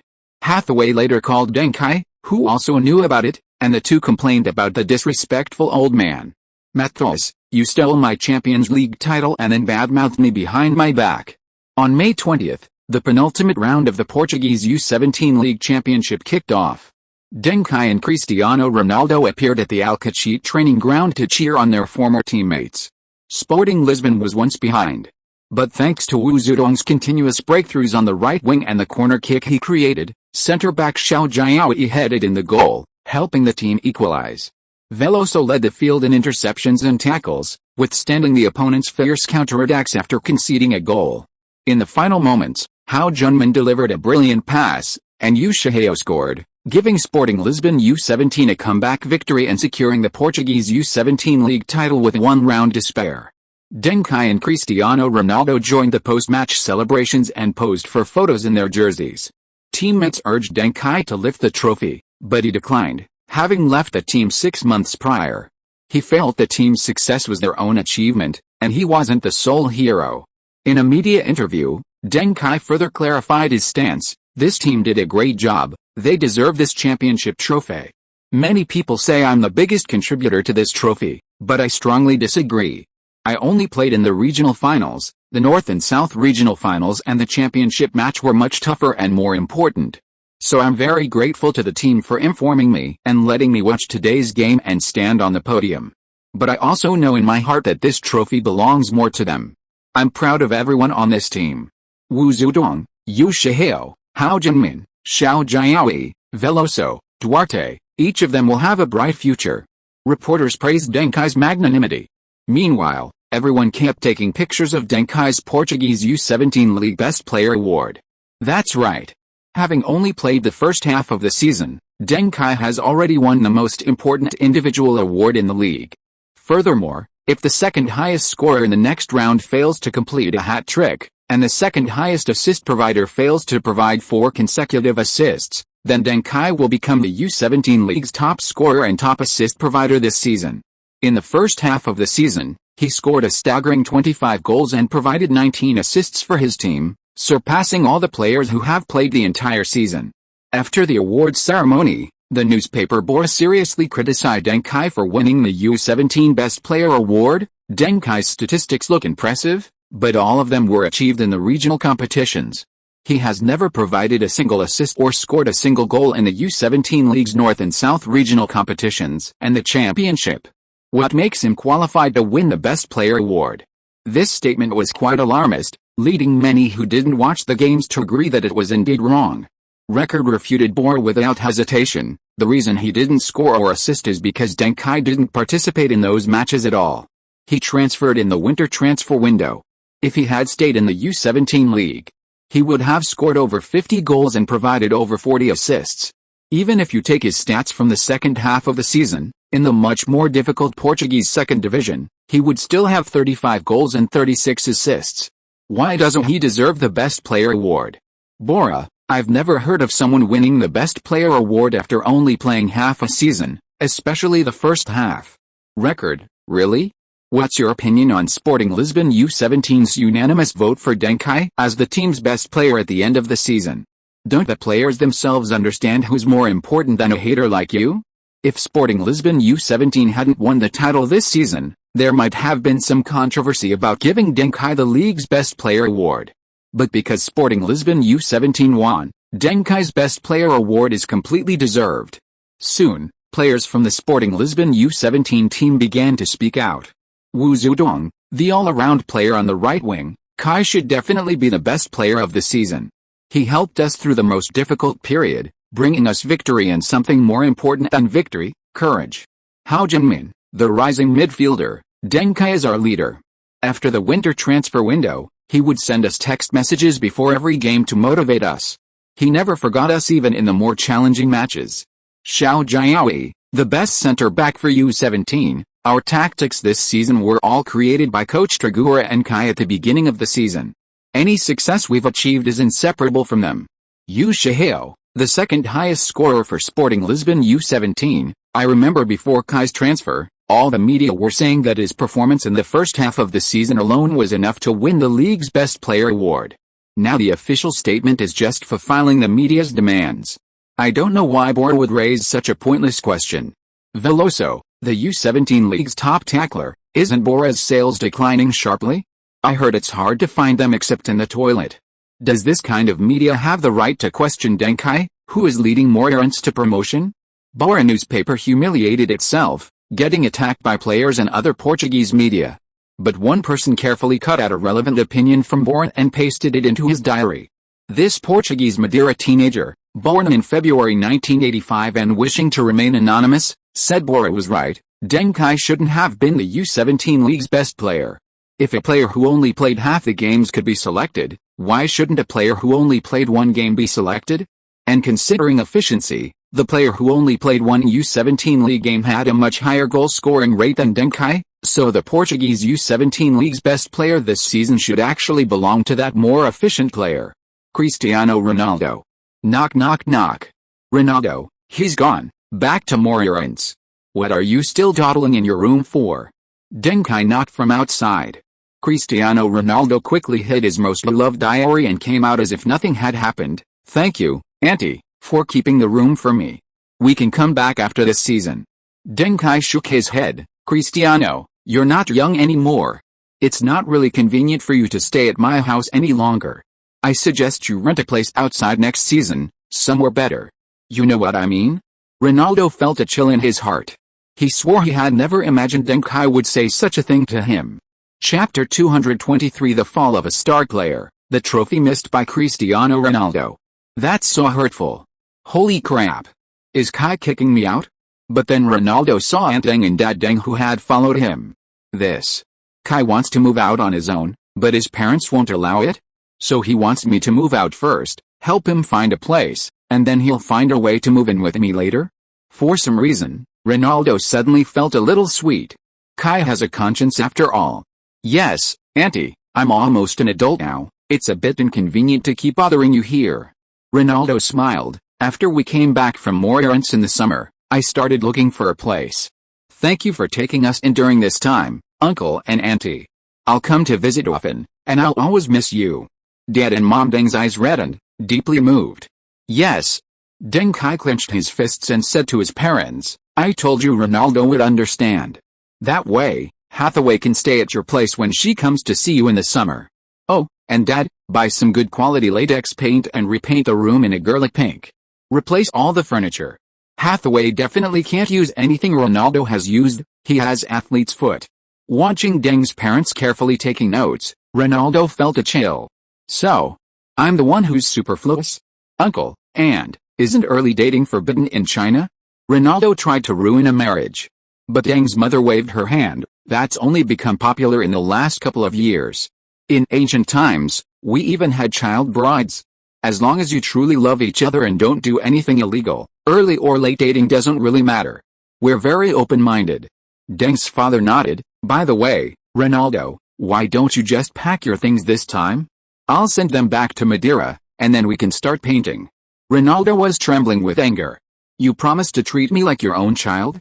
Now that your wife's here, I'm a Madeira kid again?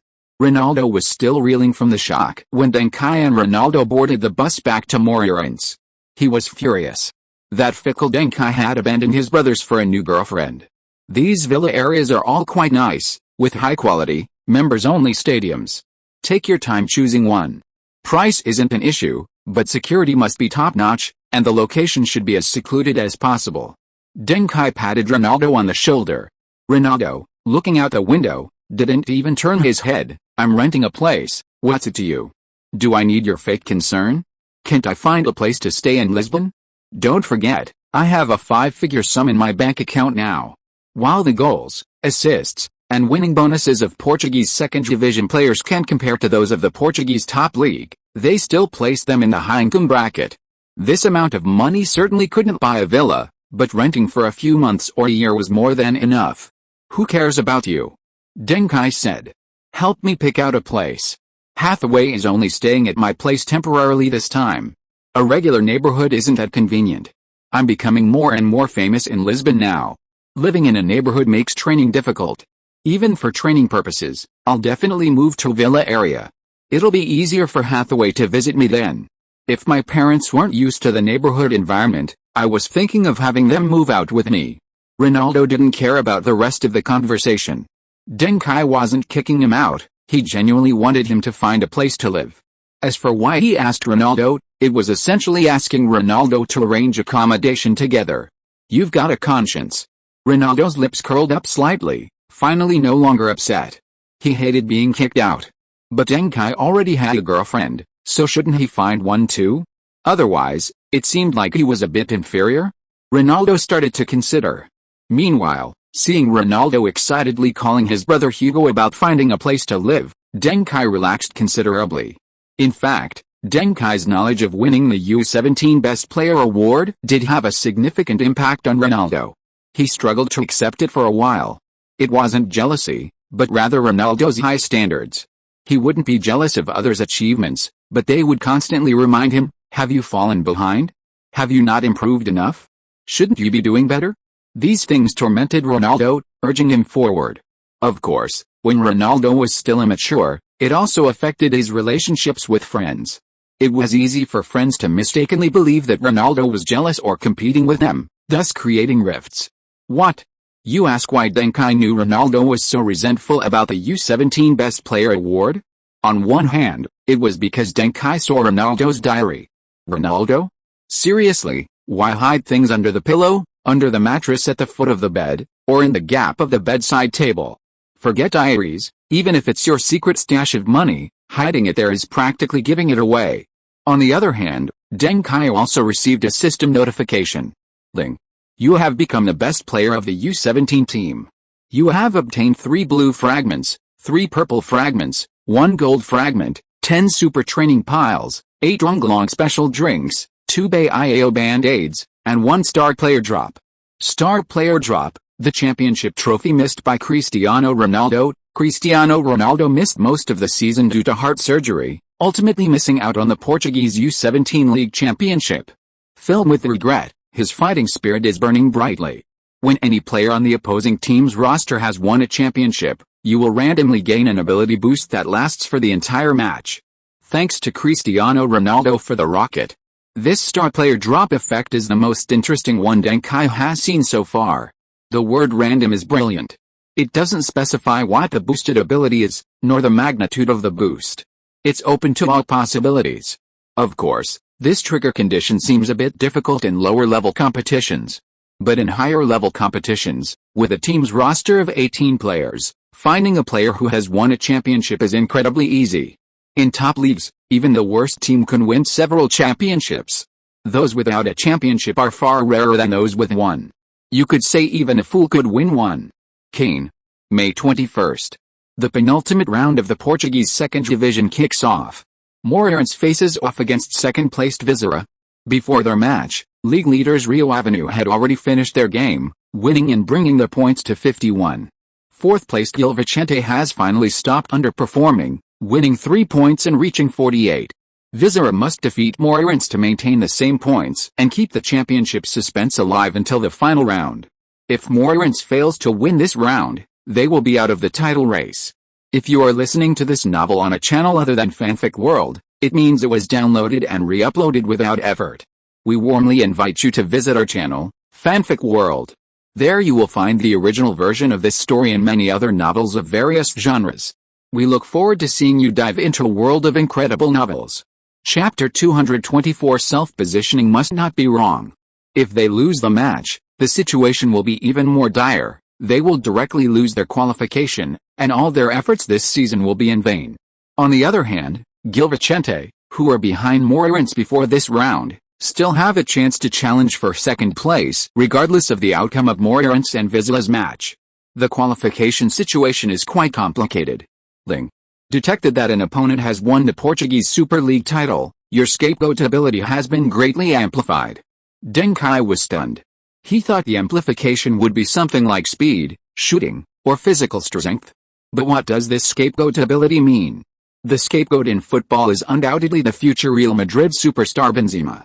What is the scapegoat ability? Taking the blame? Target man? More prone to finger injuries?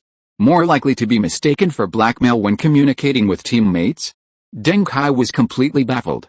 The key is that Deng Kai moved around, but he couldn't feel any difference in himself.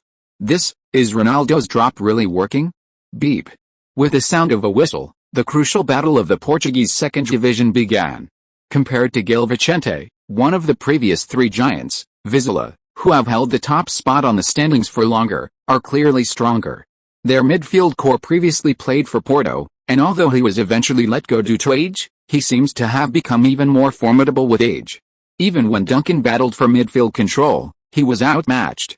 It wasn't that Duncan was inferior, but rather that the opposing team utilized their teammates more effectively than Duncan did. Furthermore, Duncan's frequent attempts to shoot from the back of the box, his overemphasis on attack, actually caused the team's midfield to lose control. The match ultimately became a one-sided affair. Unbelievable. The two sides have taken a total of 36 shots, yet not a single goal. The match is now in the 85th minute, and both sides are extremely anxious. They both want to win. Although, from a purely objective standpoint, a draw would be acceptable for both teams, as it would preserve their chances of winning the title or promotion to the Portuguese league. But their players certainly don't want a draw. Their ultimate goal of winning the title or promotion demands a victory. Overall, Vizela has a significant advantage. Their possession rate reached 68%, making them the clear favorites. Vizela had 25 shots, far more than Moreirense's 11. At the same time, one thing to pay special attention to is Deng Kai's excessive number of shots today, a whopping 7. 6 of them were long-range shots. Is he really that confident in his long-range ability? While Deng Kai has indeed scored many spectacular long-range goals, based on his performance today, his long-range shooting can hardly be considered top-tier.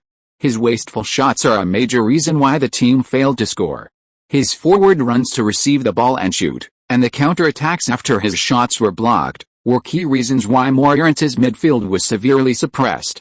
It can be said that this was Deng Kai's worst performance since joining Moreirense.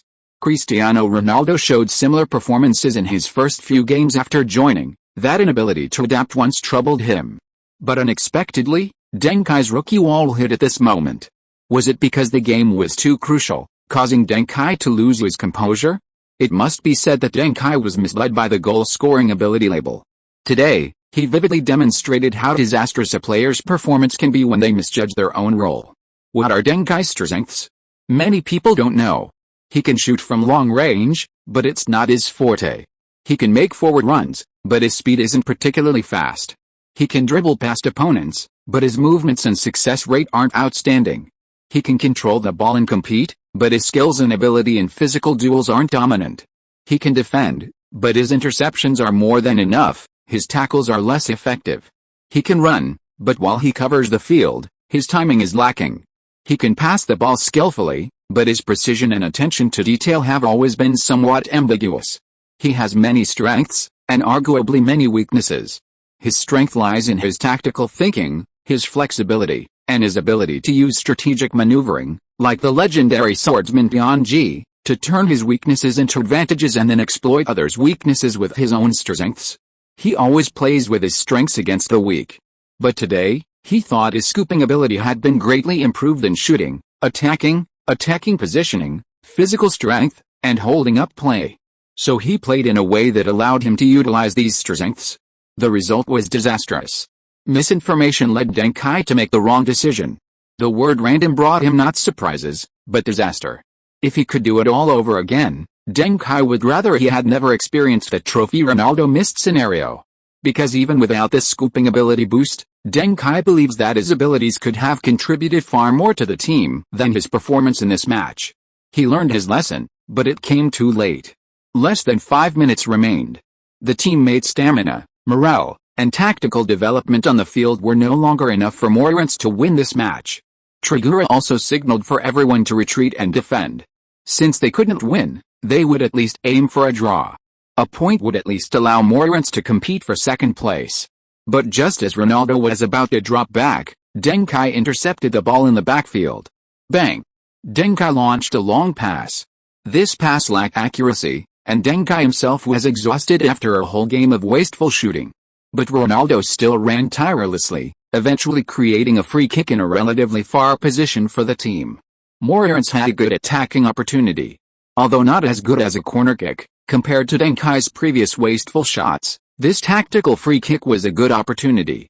Considering a scooping forward attribute, Deng Kai let Emerson take this tactical free kick while he stayed close to the edge of the penalty area. Slap in the face. Did he just say not to be affected by his scooping forward ability? So you still think you're a striker, huh? In response, Deng Kai said, "I was wrong, but I'll do it again next time." Everyone needs to have some kind of persistence. Bang! Emerson took a tactical free kick. The ball flew towards the penalty area, creating a commotion. Deng Kai joined the scramble, but not only did he miss the ball, he was also shoved towards the goalpost by some unscrupulous player. Deng Kai narrowly avoided the post and slipped into the side netting. At the same time, the on-rushing Vizela goalkeeper seized the opportunity and rushed out to grab the ball. He immediately made a move to launch a counter-attack. The Moreirense players scrambled back to defend. Ronaldo also rushed towards the goalkeeper to interfere with the kickoff.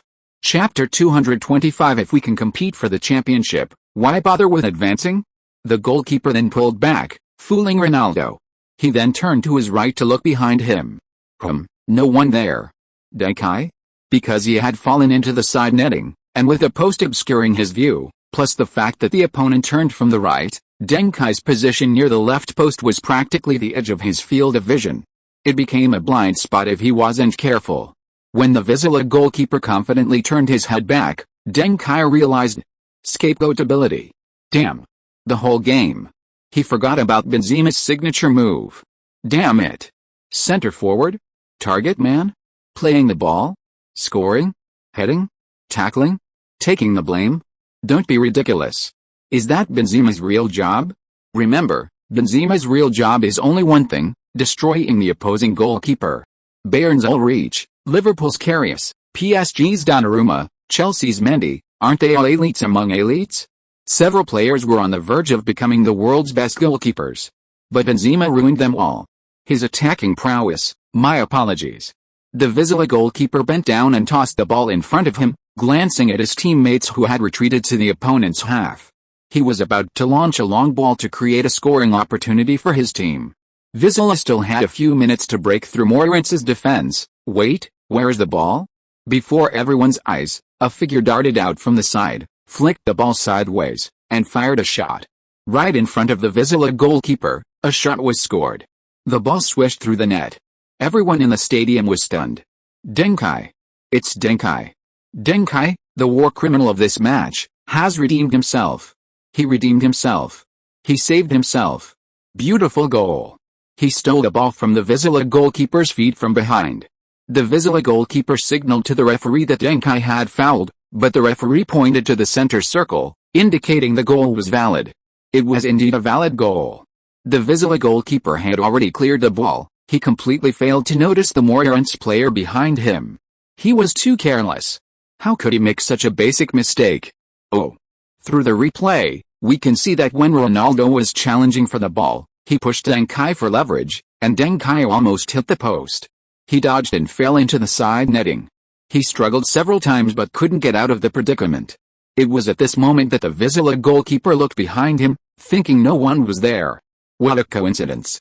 If the goalkeeper had turned to the left, he could have seen Deng Kai immediately, but Ronaldo on the right wanted to stop him from quickly clearing the ball, so after shaking off Ronaldo, he turned to the right.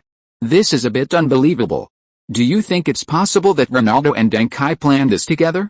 Haha, of course I know this guess is ridiculous. Judging from Deng Kai's appearance, it doesn't seem like they planned it. He is confronting Ronaldo right now, pointing to his vest, as if it still hurts a bit. Ultimately, Moreirense defeated second-placed Vizela with this unbelievably fake goal. After the match, the Vizela goalkeeper was subjected to fierce criticism from fans and media. Because of the loss, Vizela dropped from second to fourth place, overtaken by Gil Vicente on head-to-head record. Moreirense, with 49 points, firmly held second place in the standings. If it weren't for the final round of matches, Moreirense would already be promoted to the Portuguese Primeira Liga.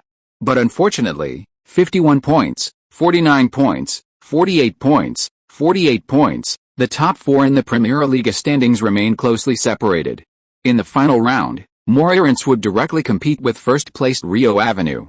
Considering that Gil Vicente and Vizela, currently in third and fourth place respectively, face relatively weak opponents, they are highly likely to secure all 3 points. Moreirense can only guarantee qualification by winning against Rio Avenue, otherwise, they risk missing out on the top 2 spots. Currently, only Rio Avenue is guaranteed qualification. Even if they lose, they will have 51 points, but with the same number of points, Rio Avenue has a better goal difference against Gil Vicente and a better head-to-head record against Vizela, allowing them to remain in second place. A draw would guarantee them the championship. This situation opens up countless possibilities for the final round, with media outlets speculating on various scenarios. Headlines include, Gil Vicente worried Rio Avenue and Moreirense might play a fixed match. Vizela hopes both Moreirense and Gil Vicente lose. Rio Avenue, we take every match seriously, we have no financial difficulties. Moreirense secures second place thanks to Vizela's goalkeeper error, but will be exposed in the final round against Rio Ave. Deng Kai scored the only goal of the game but wasn't named the best player. Has he hit the rookie wall? Heroism is every midfielder's lifelong enemy. Trigura should strip Deng Kai of his shooting rights. Ronaldo frequently throws his hands up. Deng Kai squanders opportunities. Has this CD finally cracked? The discord between the team's two young stars is the biggest reason for Moreirense's loss in the final round. Deng Kai's arrogant declaration, if we can compete for the title, why worry about advancing? Winning is all that matters. The media was abuzz. At the same time, Deng Kai and Ronaldo, whose relationship was believed to have broken down, were in Trigura's office. Jan Yunzi was also there. She had obtained a lot of Rio Avenue's match data and information through Record. Rio Avenue is quite strong, or rather, none of the top 4 teams in the standings are weak, Trigura said while reviewing the data. But coincidentally, these teams all have their own distinct styles. Vizela's defense is very good, they concede very few goals, but their attacking ability isn't strong either. So, our battle with them last round was very difficult. Apart from Duncan finding opportunities to create threatening shots, it was hard for the others to capitalize on suitable chances. Ronaldo watched Trigura from the sidelines. This works? Duncan from the last round can be redeemed? Mr. Trigura, I thought you were different from Maxa. If Trigura knew Ronaldo's thoughts, he would definitely give a slight nod. Of course, he was different from Maxa. Maxa was a fanatic for all-powerful stars, like Duncan and Ronaldo. But Trigura was firm, he only had faith in Duncan. Gil Vicente has a very high ceiling, but a low floor. To put it bluntly, they bully the weak and fear the strong. Once things turn around, they collapse. It's nothing new for them to lose by large margins to weaker teams this season, Trigura said. Rio Avenue, on the other hand, has a stable playing style and strong attacking ability, and they can deliver devastating blows from time to time. If I had to point out any weaknesses, they're actually quite similar to us. Last season they were struggling in the relegation zone of the Portuguese second division, and this season they've been promoted directly to the Premier League. With no major changes to the players, the coach's ability and tactical level are beyond question, which is why the head coach is so important. End of this chapter. Thank you so much for reading until the end. Don't forget to give it a like. Looking for more exclusive content and immediate access? Subscribe to our Patreon. Remember, every like, subscription or donation encourages us to continue. Thank you all, see you in the next video.